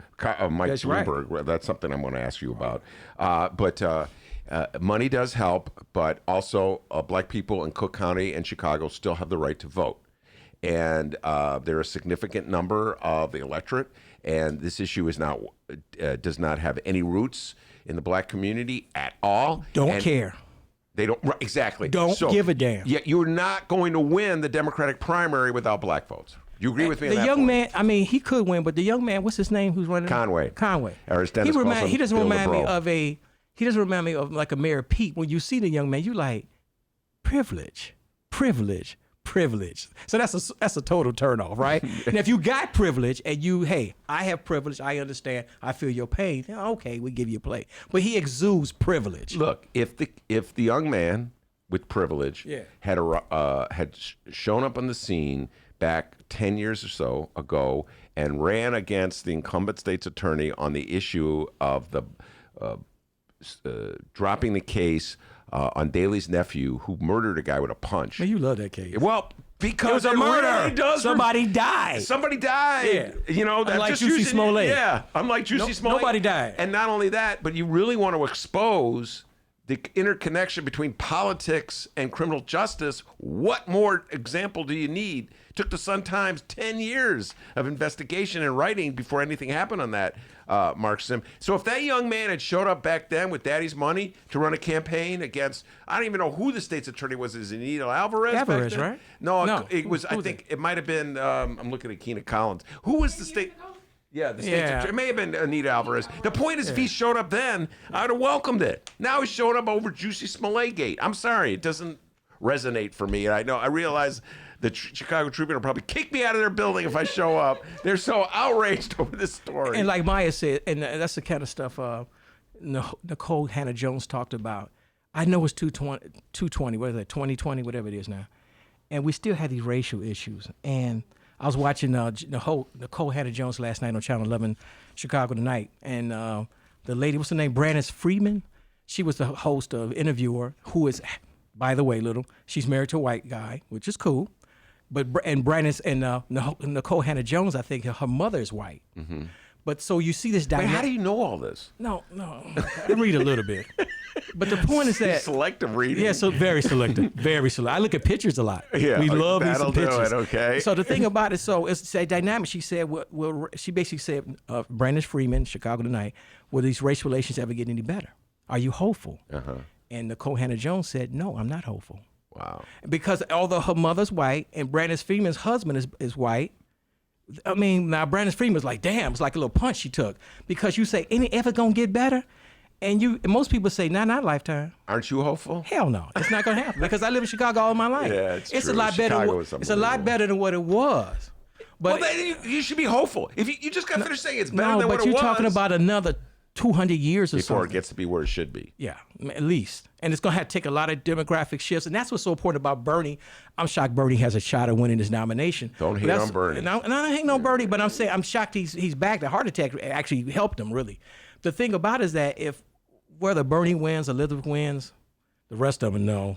But the point is that we have to move in a more progressive manner in this country. This Reagan thing, since 1980, that was the first time I voted. And in 1980, first time I voted Did you for Jimmy. vote for Ronald W. Reagan? Hell no, I voted for Jimmy Carter. And so the point is that we've been doing this Reaganomics and all this craziness Yes, you're right. for what is it, 40 years? You damn near 40. You understand, right? So it's coming to an end, and hopefully it won't be a lot of strife as it unfolds, right? A lot of drama. Are you are you ready to make an endorsement on this show? Who you're going to support? No, I vote for anybody. Well, Whoever the Democratic. But you have if a the election were primary. held today, it'd be Andrew Yang. I told you that. Oh, right, you're an A. But if my one vote really mattered, yeah, it'll be tough because I probably vote for Bernie. I'll be Elizabeth first, then Bernie, but I probably vote for Bernie because right now he has the momentum. Although when you have the momentum like Bernie has, it's like whack-a-mole. They just whack whoever gets the lead. Biden had to lead whack. And Warren had to lead whack. Now Bernie's getting beat. They beating the crap out of Bernie, right? So we'll see what these first. Not even the first three. It's like whack-a-mole. Yeah. And so waiting to Nevada, because these first three are really not going to matter. Nevada and Super Tuesday. Then we're going to see what's happening. Well, Iowa really mattered for Barack Obama, as you know. But this ain't Barack Obama. Yeah. This is something different. Yeah. If point. the thing about it is that we may have like 3 people go to that convention in Milwaukee fighting. You may have a Biden and a Bernie. Maybe Elizabeth may hang around. And it may go to the convention. It may get nasty. Yeah, no, you're right. It could be a broker convention, and we're really gonna be all over that one. And I know we'll be talking about that way. It could be a broker convention, no question about And Mark it. Sims, before you go, we need a bagel endorsement. What's your favorite bagel flavor? I'm bringing. Well, I don't have a favorite, but The right now greatest I'm feeling the cinnamon. I'm gonna bring you some cinnamon next time. Cinnamon raisin. Cinnamon. I Yeah, love but raisin we need a cinnamon. toaster because I can't eat them dry. I gotta toast that wait. bad boy. Okay, there's a bagel store. I'm not allowed to say the name of the bagel store. We're right down the street from where we are, and they will toast them for you. Okay? Oh, yeah? And then I'm gonna buy a toaster, put it right here, and toast it. Now, what's your position on? I mean, like you got to buy the bagel from them. You just can't bring a bagel from the I'm store. gonna and bring they'll my toast own it for bagel you. and bring my own toaster. We're gonna do it right here live. We're gonna do it live. Wait a minute. I got to ask you about the Grammys before you leave the building. I don't watch the it's Grammys. So rigged. It's crap. That's why Dick Clark started the American Music Awards. Because the Grammys were crap back in the day. I did not know that. Well, I'm assuming that's why he started it. I didn't even know he started it. Dick Clark was the man back in the day. I did not know that. You I did never not- watched $10,000 Pyramid? Come on, man. No, I know who Dick Clark is. I didn't know he started the American Music Award. But you remember back in the day, the Beatles didn't win. A lot of folks didn't win back in the day. It all Yeah. depends who's voting, and now it's a lot of older people voting. No, it's so rigged. And I was part of. I could have voted for the Grammys on one level. It's a long story, but I saw how it worked. I went to a Grammy meeting back in the day, and you had to vote. That's the bottom line. You had to be one of the people that Wait, can time vote. Out. Were you in the industry back then? It's a some of long the shit I story. don't. Did I curse? Jesus. There's no. Hey, it's a podcast. There's a podcast. I was thinking about the days I was in a rock band. We'll tell you that story next time. Were you a singer in a rock no, band? No, I want to sing. I'll talk about it next time. You're a guitar player. Well, we'll talk about it next time. But the point about when the band burst into flame 29 years ago, almost 30 years ago, I lost my love of music. That's why I don't give a damn about the Grammys. And you get old, too. We could have been like the Fine Young Cannibals. The Fine Young Cannibals. Oh, yeah, that's a British group. That's correct. Thank you, Robert Mueller. Anyway, the Grammys kind of got buried in my mind because I was so overwhelmed by Kobe Bryant and his daughter's death and the helicopter crash, etc. But the Grammys really was on my mind. It was fixed. It's rigged. The whole thing is rigged. Why do I even watch it? Anyway, so you're not going to make an endorsement before we take a break, bring Kina Collins on? You're not going to make right an now, endorsement? Andrew Lang, I told you that. All right, Andrew, yes, you did Yang. tell me. Andrew, Yang. I by the way, I've I'm thinking of Jim Lang. He did the dating game. See, Jim Andrew Gang? Yang, Okay. yes, that was Lang. $10,000 Pyramid. Okay. Andrew Yang brings a lot to the table. I will say that. He's number 3 in my. You used to watch the dating game, didn't you? Yeah. That's Are right. you kidding? Ooh, millennials, hang tight. Yeah, millennials. Please hang Kina tight. Collins You know what I'm talking about, the old date, no, the old she dating doesn't game. know. The She's original. They spun. I know There was a lot she's of a big stars. I millennial. think Brad Pitt was okay? on a dating game back in the day or something. No. Some stars like Tom Selleck did. Tom Selleck. I'll take your word on that one. Mark Sims, Frank- everybody, our first guest that said he may take his pants off. We have a lady in the house. I can't do it now. For He you, said I would that. take my pants off. All Not right. for the young lady. We got Kina Collins. We're going to bring her on. We'll take a break. We'll be right back.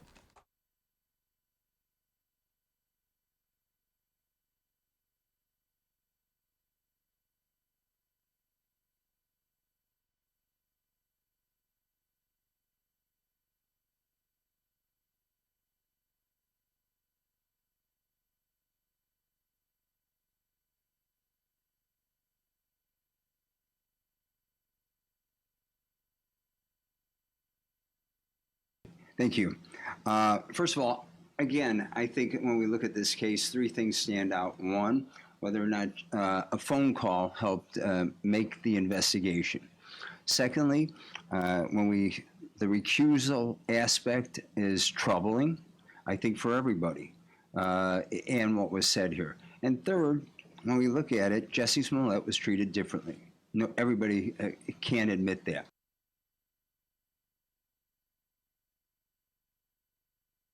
Read the Chicago Reader to get up to speed on what's what in Chicago. Culture, food, arts and entertainment, weekly concert listings, weekly event listings, the environment, travel. I can continue, but you get the point. And for all of you Chicago political junkies, raw weekly columns on real city politics from Maya Dukmasova and our very own Ben Joravsky. The Chicago Reader, free to the public in newsstands throughout the city and online at chicagoreader.com. Read it now and be a more informed Chicagoan. Senator Booker, how you doing? No hugs for the mayor, for Rahm Emanuel. No hugs for Rahm. Nothing?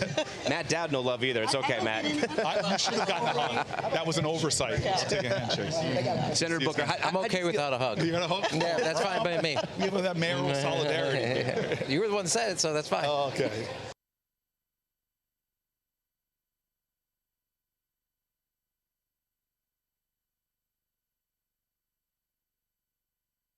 I've seen a whole lot of catfish, some turtles. No gators yet, though.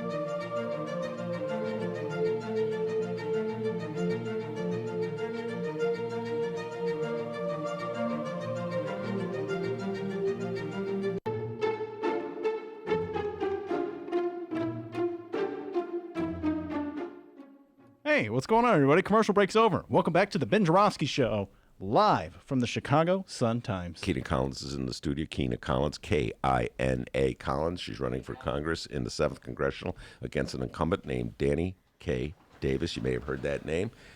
She's a bright young voice in the Democratic Party, and I like to listen to what the bright young voices have to say. Anthony Clark will be here next week, another bright young voice in the Democratic Party, showing no favorites in the 7th Congressional. Kina knows that. Before we bring Kina on, D, you got an update? Absolutely here. First off, we would like to thank our good friend Pat Rod. Pat Rod today showed us a... Dude, we're flattered. This is awesome. That's awesome, man. He got a Ben Joravsky Show t-shirt made, everybody. It's that logo. Well, if you're watching on the live stream, you can see the logo there on the wall. It's that logo on a Dude, where do we get one? We don't even know how to get our own t-shirts. How did you get a t-shirt? No, definitely. We want some of those t-shirts. Oh, man. It's such a cool shirt. Thank you so much, Pat Rod. Tell your friends. Wear it every day, all right? Wash it every now and again, but wear it every single day, dude. And tell your friends about the program. We're going to try and get Ben Joravsky Show t-shirts. Pat Rod, you've inspired us, and we can't thank you enough. We think you're awesome. All right, now let's talk about that damn dirty corruption in Illinois, huh? We have an update here. Former Illinois Senator Martin Sandoval pled guilty today to accepting $250,000 in bribes to block red light camera legislation and filing a false tax return. He faces 10 to 13 years in prison, but could get less as he is cooperating within the feds. Let's see here. This is U.S. Attorney John Lausch. A quote from him, quote, "He agreed to testify on any matter that we ask him to testify about." And we also have Dave McKinney, our good friend Dave McKinney, We got to get Dave McKinney back on the program, Ben. He weighed in here on Twitter, and he's got a quote here from Sandoval. Sandoval said, quote, "Earlier today, I pleaded guilty to crimes I committed. As a state senator, I take full responsibility for my actions. I'm ashamed. I'm sorry. I want to apologize to the people of Illinois, to my constituents. I intend to fully cooperate with the government." Yeah, fully cooperate with the government. So I guess that means he's going to testify. What a scam. The whole red light camera scam. Kina Collins, get your thoughts on this one.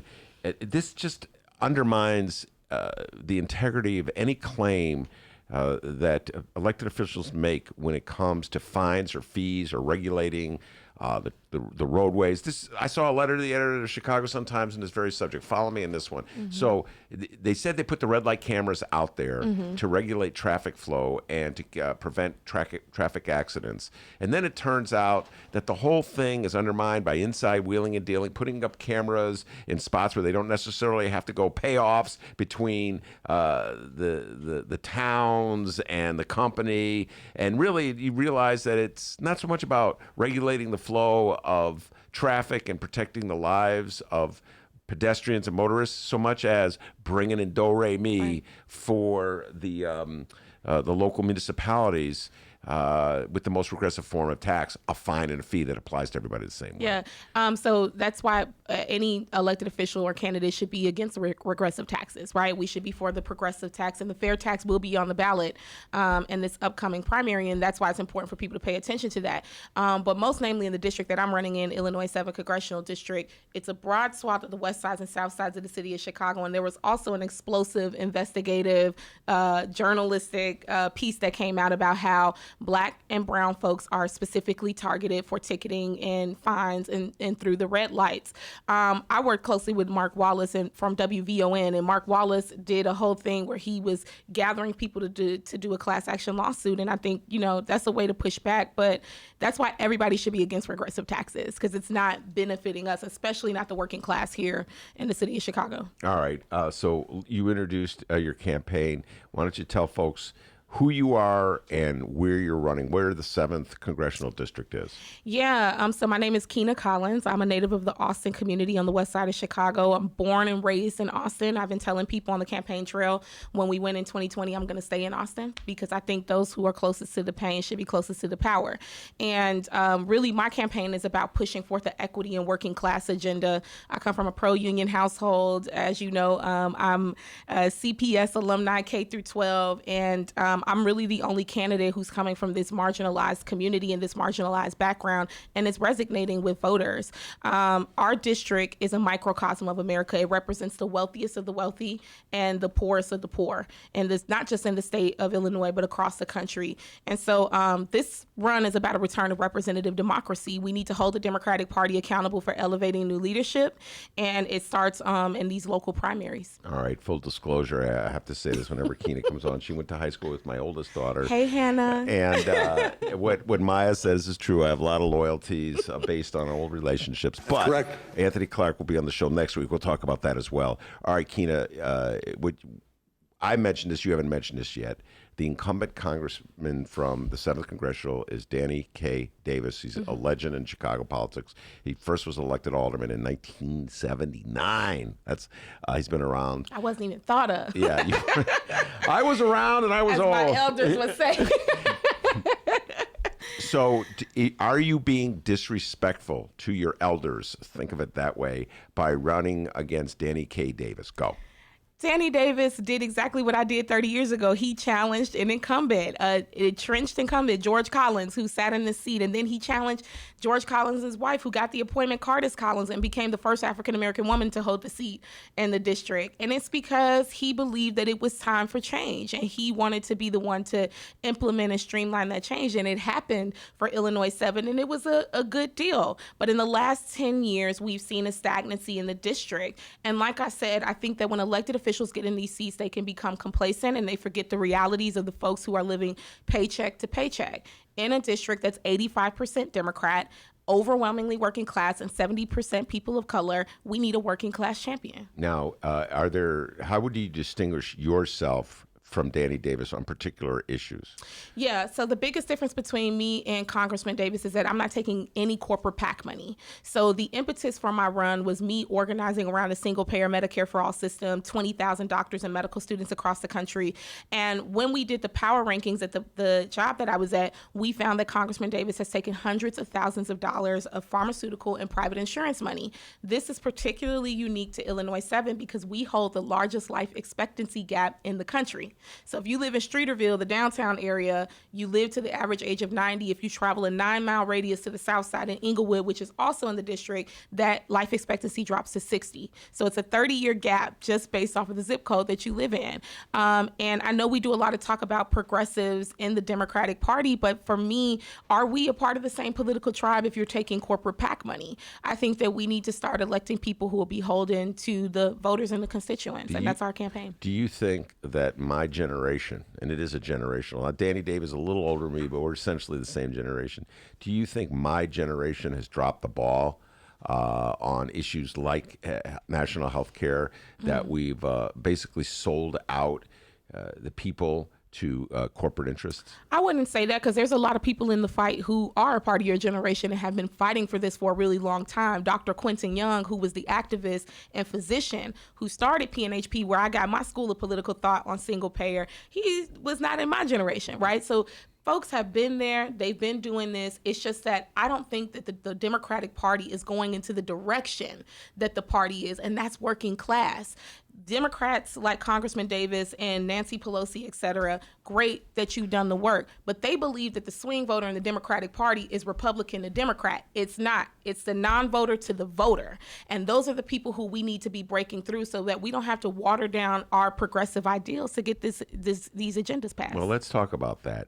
There is a great debate going on in the Democratic Party right now, particularly I just read an article on this today, but we've talked about it on the show so many times.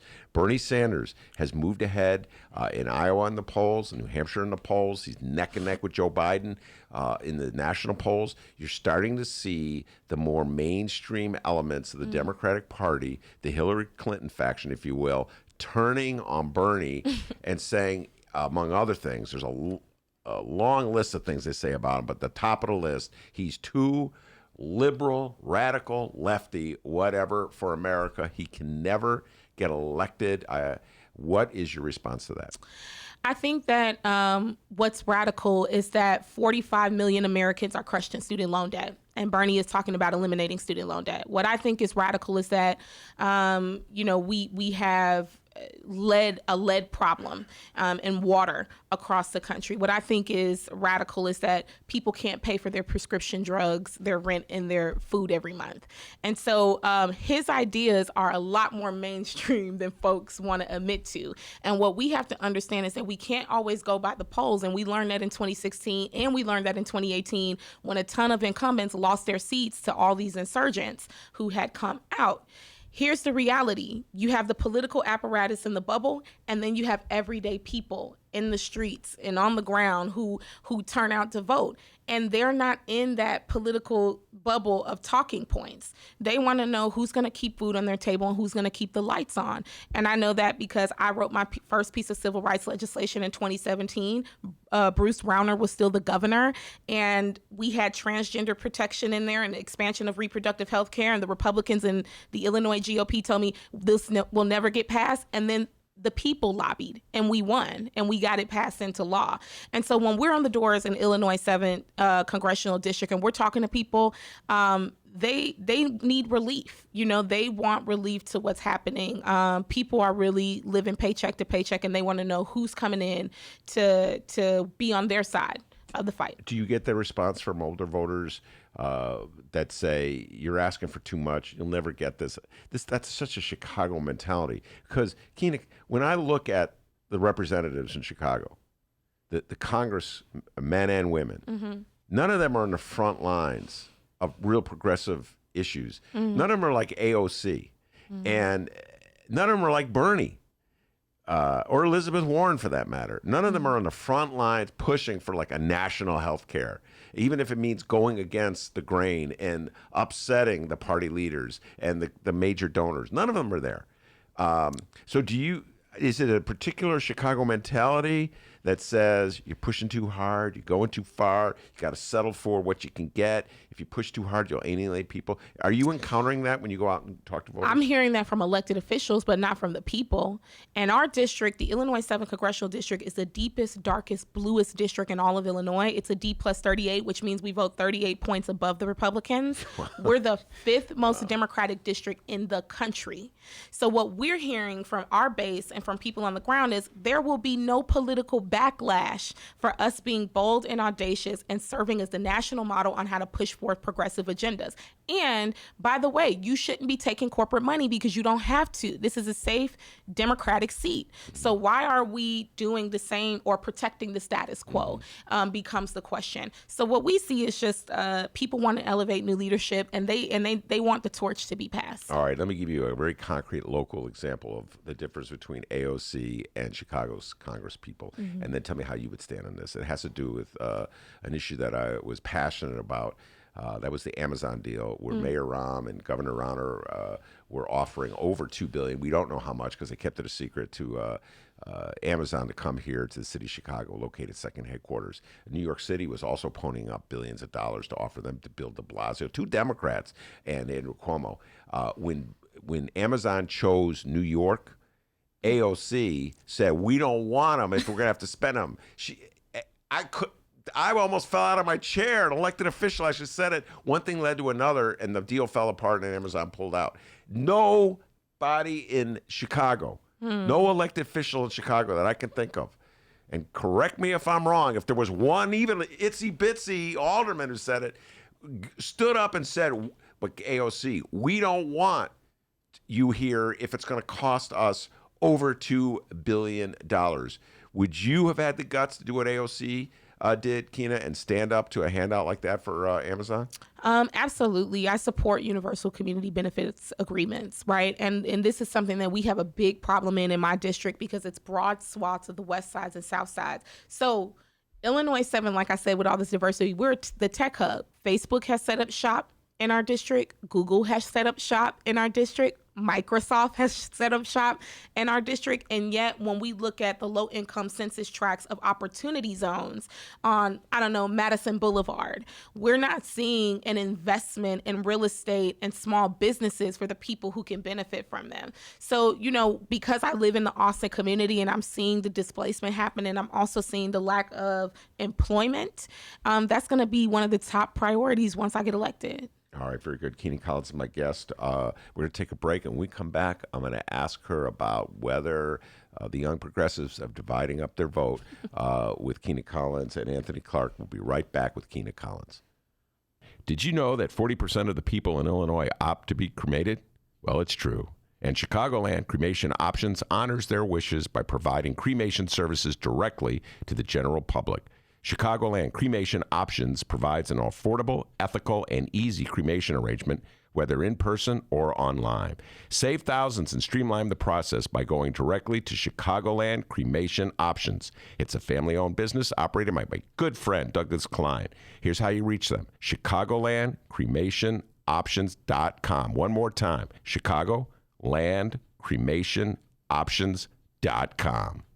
When this whole thing started, did you have any idea this strike was going to drag on this long? I'm not surprised by the length of the strike. Not at all? No. And why aren't you surprised?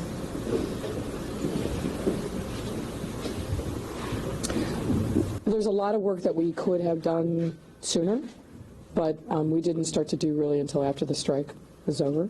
But what I'm hopeful for today is it's been a long journey. Unfortunately, I think there's a lot of harm that's been done to our young people. But my hope is that when the House of Delegates reconvenes today, that there will be a robust presentation of the tentative agreement that's on the table, and that they will vote on it up or down. And obviously, I'm hopeful and prayerful that this will be approved, but whatever the result is, we'll deal with it at that time. But I'm looking forward to hearing the results of the House of Delegates vote today.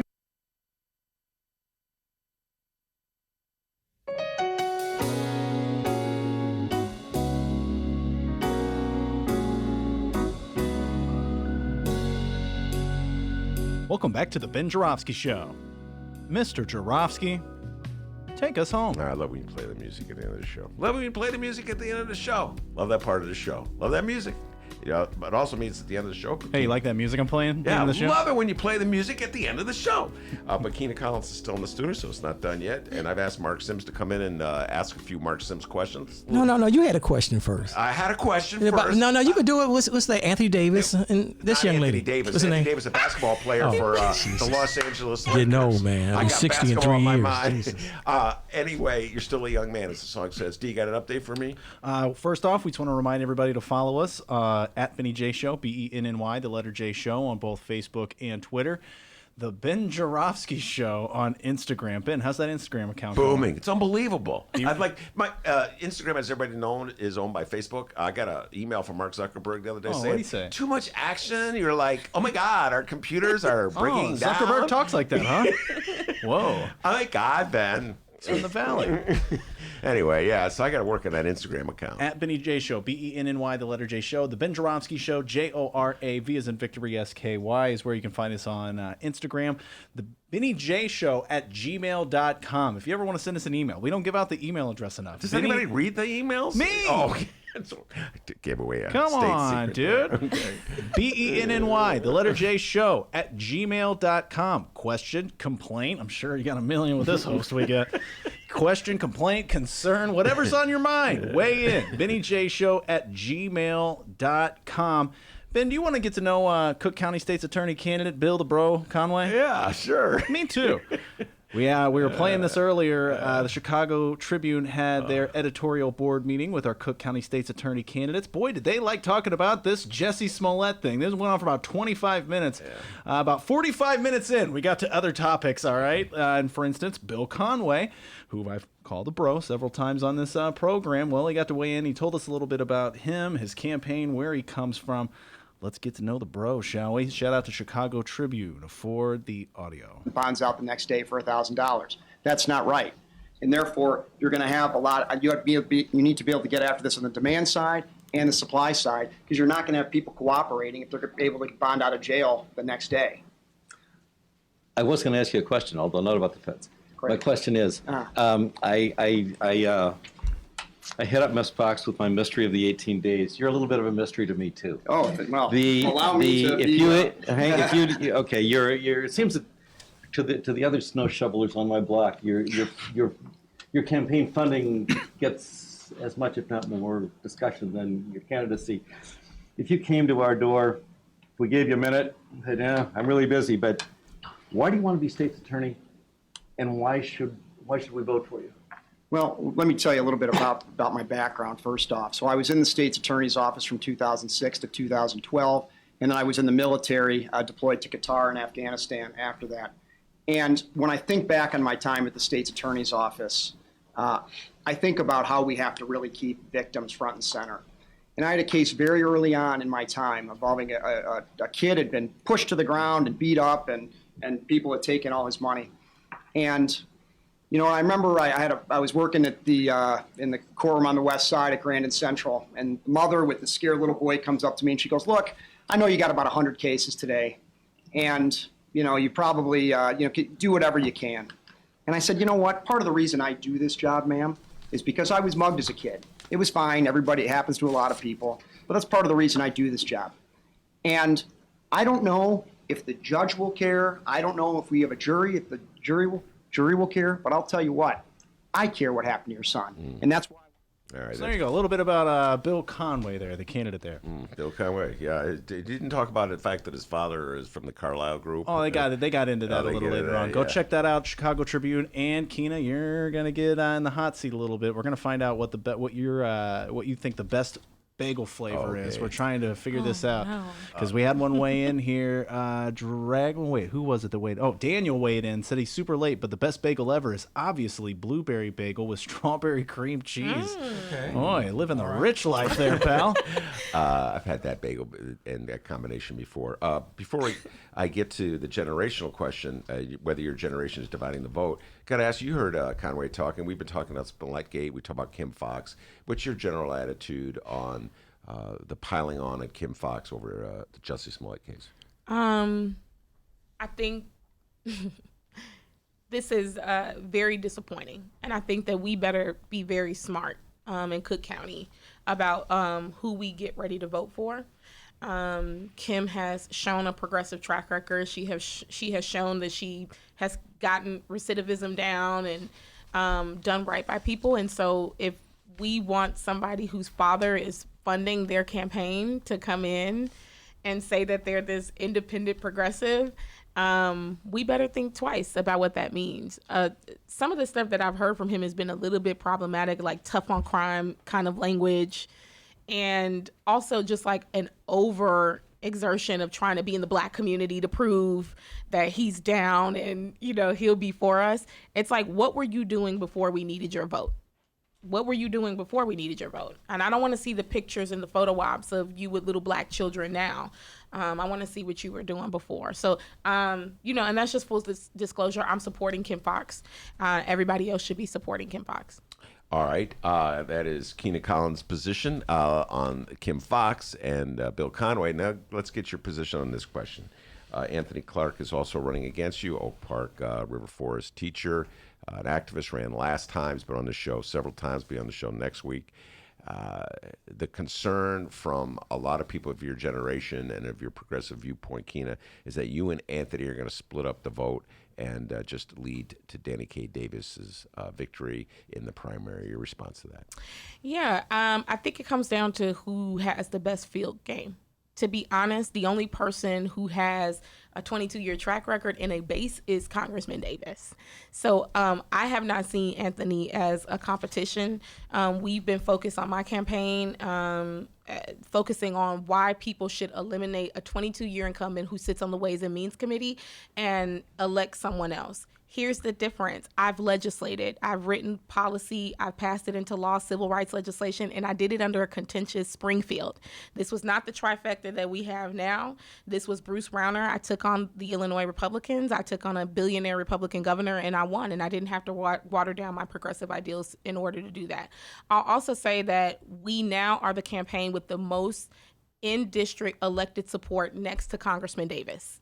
So we have had about 9 elected officials, majority of them in district as far east as Inglewood, which is a huge portion of the district. Congresswoman, City Councilwoman Jeanette Taylor has come out for our campaign, and we've had 6 elected officials in the western suburbs come out for our campaign. It's the most electeds who've ever come out against Congressman Davis, and it just proves that we're building the ground game. We're at about 250 active volunteers, knocking doors, house parties, phone banking, postcard writing, text banking, and we're just going places that haven't been touched in the district in a really long time, and the elected officials in the district and the people are paying attention to our campaign. All right, Mark Sims has a question for you. You know, I love me some Danny K. Davis. He's from Arkansas. My dad's from Arkansas. Danny K. Davis is on my old TV show. Love me some. But this young lady is really great. I had to write her name down because if enough people see you, they have, physically. Now, how you going to get the people who are serious voters? Because people are like, baby, I'm going to vote for you, and they don't come out. You know what I'm saying? Oh, I'm right with you, and they don't show up. How you? Because remember, the voting thing is like a whole month. Early voting and actual Tuesday. I don't know who votes on Tuesday. Maybe them old people, like Ben. Yeah, wait, time out. On the actual Tuesday itself? Yeah, who votes on Tuesday? I've now moved back to the Tuesday. I'm a lot Tuesday of people voter. do. Yeah, we do. In our district, most so people I say don't that, do how do you early get those people who say they're going to vote for you? Look at you dead in the eye.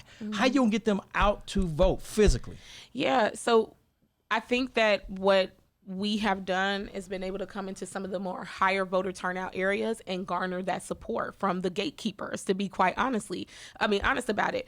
Chicago has a machine like no other place. People talk about AOC. AOC's voter turnout was way lower than Illinois 7. She was the only candidate running against her, Joe Crowley. And I mean, it's a different type of different elements of that perfect storm. Here in Chicago, you got to get the precinct captains. You got to get the elected officials on your side. You got to get the block club associations. And that's what we've been able to do. I know we brought up, Anthony. Anthony is from Oak Park River Forest, and people said that was going to be such a contentious place for me to run. That was where we got the most in-district elected support from. They know, my opponents, and they've heard Congressman Davis, they've heard Anthony Clark speak, and they chose our campaign as the campaign to throw support behind. And finally, I'll say we don't look like any other candidate he's ever run against. I am under 30. I am working class. I am Black. I am a woman. And so the perspective that I'm bringing is a perspective that's fully inclusive, and it's really an equity agenda, and is resonating with people. See, I had you write down your name because I've heard you on the show, but I can't remember your name. Kina Collins. And of course, you don't smoke a lot of weed like Mr. Because I see his video. Because what's his name? Clark. I see him on Twitter. Wasn't that smoking that weed? But if you got the Dr. Doobie vote and somebody like to smoke that weed, then you get Anthony Clark. But I love Danny K. Davis, but I like to see younger people run. A lot of older people we have blocked out. A lot of the succeeding generation. She's a generation way younger than me. And we have done a poor job. Sometimes some of us older politicians and older whoever need to get the hell out the way. And that's no disrespect to Danny K. Davis. Yeah. Love him. Let me cap that by saying that we did the Chicago Sun-Times endorsement meeting, and I prefaced my introduction of what I was saying is to say that I don't give short shrift to the work that Congressman Davis has done. This is the first independent in city council, right? I have a great amount of deference and respect, but it is also to say that we run the risk of stagnancy and not moving the party forward when we just stick our heels in the ground and just stay stuck with at what point will he stop? Does he want to go 20 more years? 30 years from now, there'll be somebody running against Kina Collins. No, because somebody's not even born yet. No. Kina won't be sitting in the seat for 30 years. That's something you say that now, but once you get in. I have publicly come out from the very beginning of my campaign and said I would not serve more than 5 terms. And I mean that. That is I will term limit myself out of office. All right, that's interesting. Why do you put the 5-term limit on you? Why do you put any limit on you? Well, because I think that if you can't get what you need to get done in 10 years, then it's not the electorate, it's you. So what are you sitting in the seat for 20 years for? And we're having the same and sometimes worse conditions than what we had 20 years ago. So for me, it's like that decade is, look at how much has happened in the last decade of our country. We elected the first Black president. He left. Black Lives Matter started, Women's March, Sunrise Movement reemerged. Like, there's so much that has happened that you can become the problem of why the change and the progress isn't happening. Kina Collins, you're young, but you understand this is a popularity contest. That's all it. You talk issues, and you talk issues very well. But I most people are like, I love Danny. Danny been down. I vote for Danny 79, and that's what it comes down to. So I mean, it's like I'm different. I like voting against people. I love it because my one vote really doesn't matter. But I love. So how you get people to say, you know your what? vote matters. It's a simple. No, it's a one vote. It's what you have. It's the only thing you have. Know, but my vote. Rosanna Rodriguez, she won by 12 votes. Yes, that's correct. That's Dennis's ward. She's now a city council. I know. So maybe it does matter when it's that close. But what I'm saying though is that how do you convince people my vote really is going to matter and you are going to win? Yeah. Once again, I think that what we saw in the municipal elections, even here in the city of Chicago, nobody could have predicted. And you can have whatever ways you want to feel about Lori Lightfoot. No one predicted Nobody. all of those precincts going to her. I mean, Tony didn't even win Hyde Park. So that was, a shock. But it also is an indicator that there is a groundswell. Because for me, fresh faces and new names doesn't mean millennial. I think it means political outsider. I think it means somebody who is for and by the people. And that comes with how you take your money to financial campaigns. That comes with your policy platforms. But it also comes with your ground game. Who are you getting out to? Ground game and people meeting you. Because they're going to fall in love with you. They say, I got to vote for this young lady. No, Kina. And that's what we've been getting. Everybody who we've met. But they say that to your face. You got to make sure they go and vote. No, we've had, like I said, he has never had city council people or state reps or village trustees come out against. I am the only campaign that has been endorsed by district board members. So drank the Kina Collins Kool-Aid. Yeah, you're stealing my lines. Now, Kina, I know you. I think you told me this at the break, and I presume that you're not openly endorsing any presidential campaign. I can't recall any congressperson would endorse a presidential race because you don't want to alienate. You don't want to alienate anybody from any camp. You want you want the Bernie people, the Warren people, the Yang people to all vote for Kina Collins. I understand that, but I will ask you this question. This question has been discussed many times in this show, and that is this: here we are. We're heading down to the runway here on our presidential nominations, and there are no black candidates on the stage. And why do you think that is? So here's my stance on it. I don't just want any black candidate on the stage. I want the black candidate that's going to represent our agenda. And I think that people saw, even when President Obama was elected, that the black agenda wasn't a priority. And we have elevated from that point. We also have to understand that the demographics and landscape of the electorate has changed. Millennials are now 2/3 of the electorate. Now, traditionally, young people don't come out to vote, but what we saw in the midterms was, especially here in Illinois, was a spike of young voters coming out to vote. And it's because we're in a politically agitated moment. So really what it has come down to is who can really build the strongest coalition and bring in, once again, let's stay on topic. The swing voter in the Democratic Party is the non-voter to the voter. It's not Trump supporters. We have got to stop that. And so the candidates who have been able to galvanize those non-voters into becoming politically active are the ones who are sustaining the momentum. People can say whatever they want about Andrew Yang. Andrew Yang's messaging is consistent. I don't agree with Andrew Yang because of his healthcare stance. So he's not a candidate that I would lean towards, but I can say that I respect the fact that Andrew Yang, you know what he's on there. He's on there for UBI. He's been extremely consistent across the board about that. He always brings it back to UBI, and it makes it easy for people to feel like, okay, this is somebody who we know why he's here. He's also a political outsider, right? So he is somebody who's not a politician. So all of these elements come in, and when we look at the black candidates who stepped forward, they had dings against them in political baggage in a way that it didn't help them as they progressed on to have that coalition come in and defend them. Now, I did do an op-ed in Teen Vogue, and I talked about how Democrats love black women until it's time to elect us, period.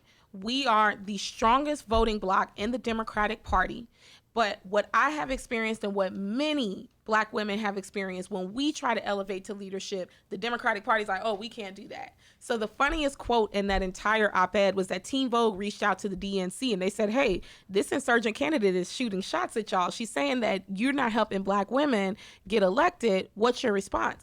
They said 43 black women ran last time in the midterms. We helped 4. I was like, what? What are you talking about? So when we talk about, and I'll put a button on this, when we talk about there are no black candidates on there, the person that really hurt me that dropped out was Julian Castro, because he showed what his campaign, shout out to Maya Rupert, who was his campaign manager. Julian Castro and Maya Rupert showed what happens when the Black-Brown coalition comes together and we start talking about policy platforms and how to be inclusive. He was the first one to bring up transgender rights. He was the first one to say, police shooting is gun violence. He was the candidate, and mark my words, 10, 15 years from now, when we no longer have the caucus in Iowa, it's going to be because Julian Castro said, why are we picking the whitest state in America that's not reflective of the Democratic Party and the direction that the Democratic Party is going in as the caucus state, choosing who we would go on in the DNC. State. Yeah, the leadoff so state, yeah. I think it's a variety of things. I don't want just like you saying it's a woman, it's a person of color, it's a black person. No, give me the person who's going to come in and really fight for us. All right, last question of the show. We'll go to Mr. Sims. You have a question you want to ask? No, Kina was good. See, my thing is always just getting people to, I just Kina Collins. That's the first thing. And when you talk to people, what is your closing message? How do you close the deal? And people are like, I really don't know. How do you close the deal? What do you say to that person saying, I may come out to vote, and if I do, probably vote for Danny Kaye? How do you close the deal and say, this is why you should vote for me. This is why your vote would not be wasted. This is why your vote has power.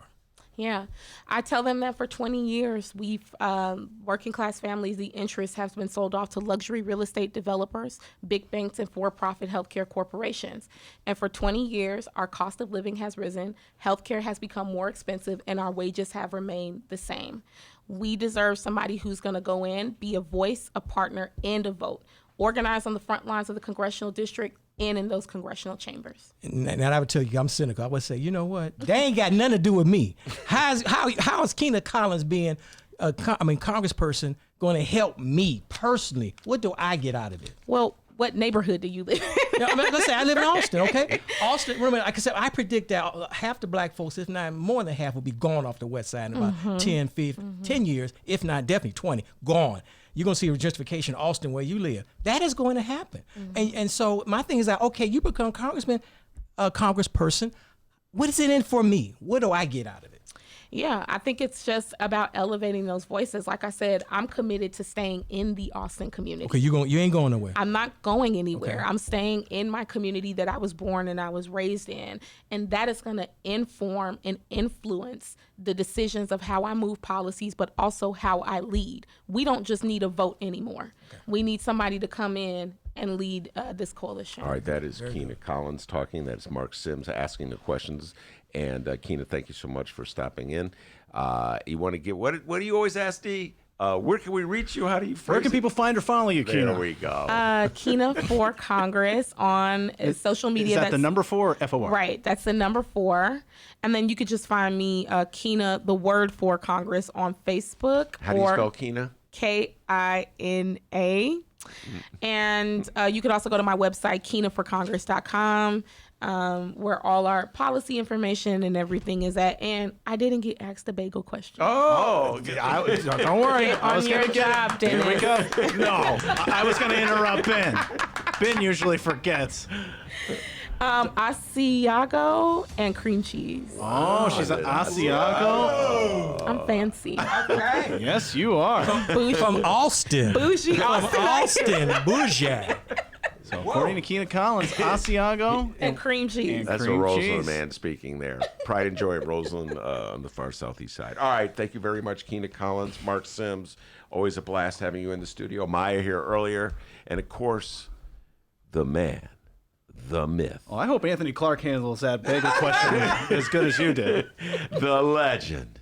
And, Kina, as you know, back home in Alton, Illinois, they call this man White Lightning. Yes, Dr. Doobie, give yourself a raise. Take it out of petty cash. See you tomorrow, everybody.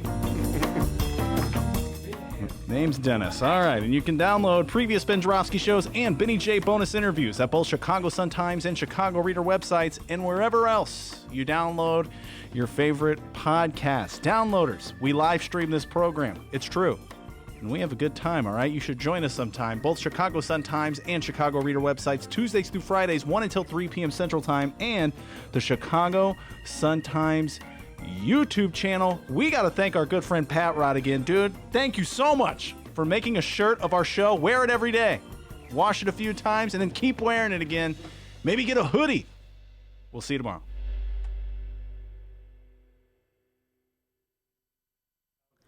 No, my name's not Dr. White Claw's Lightning Doobie.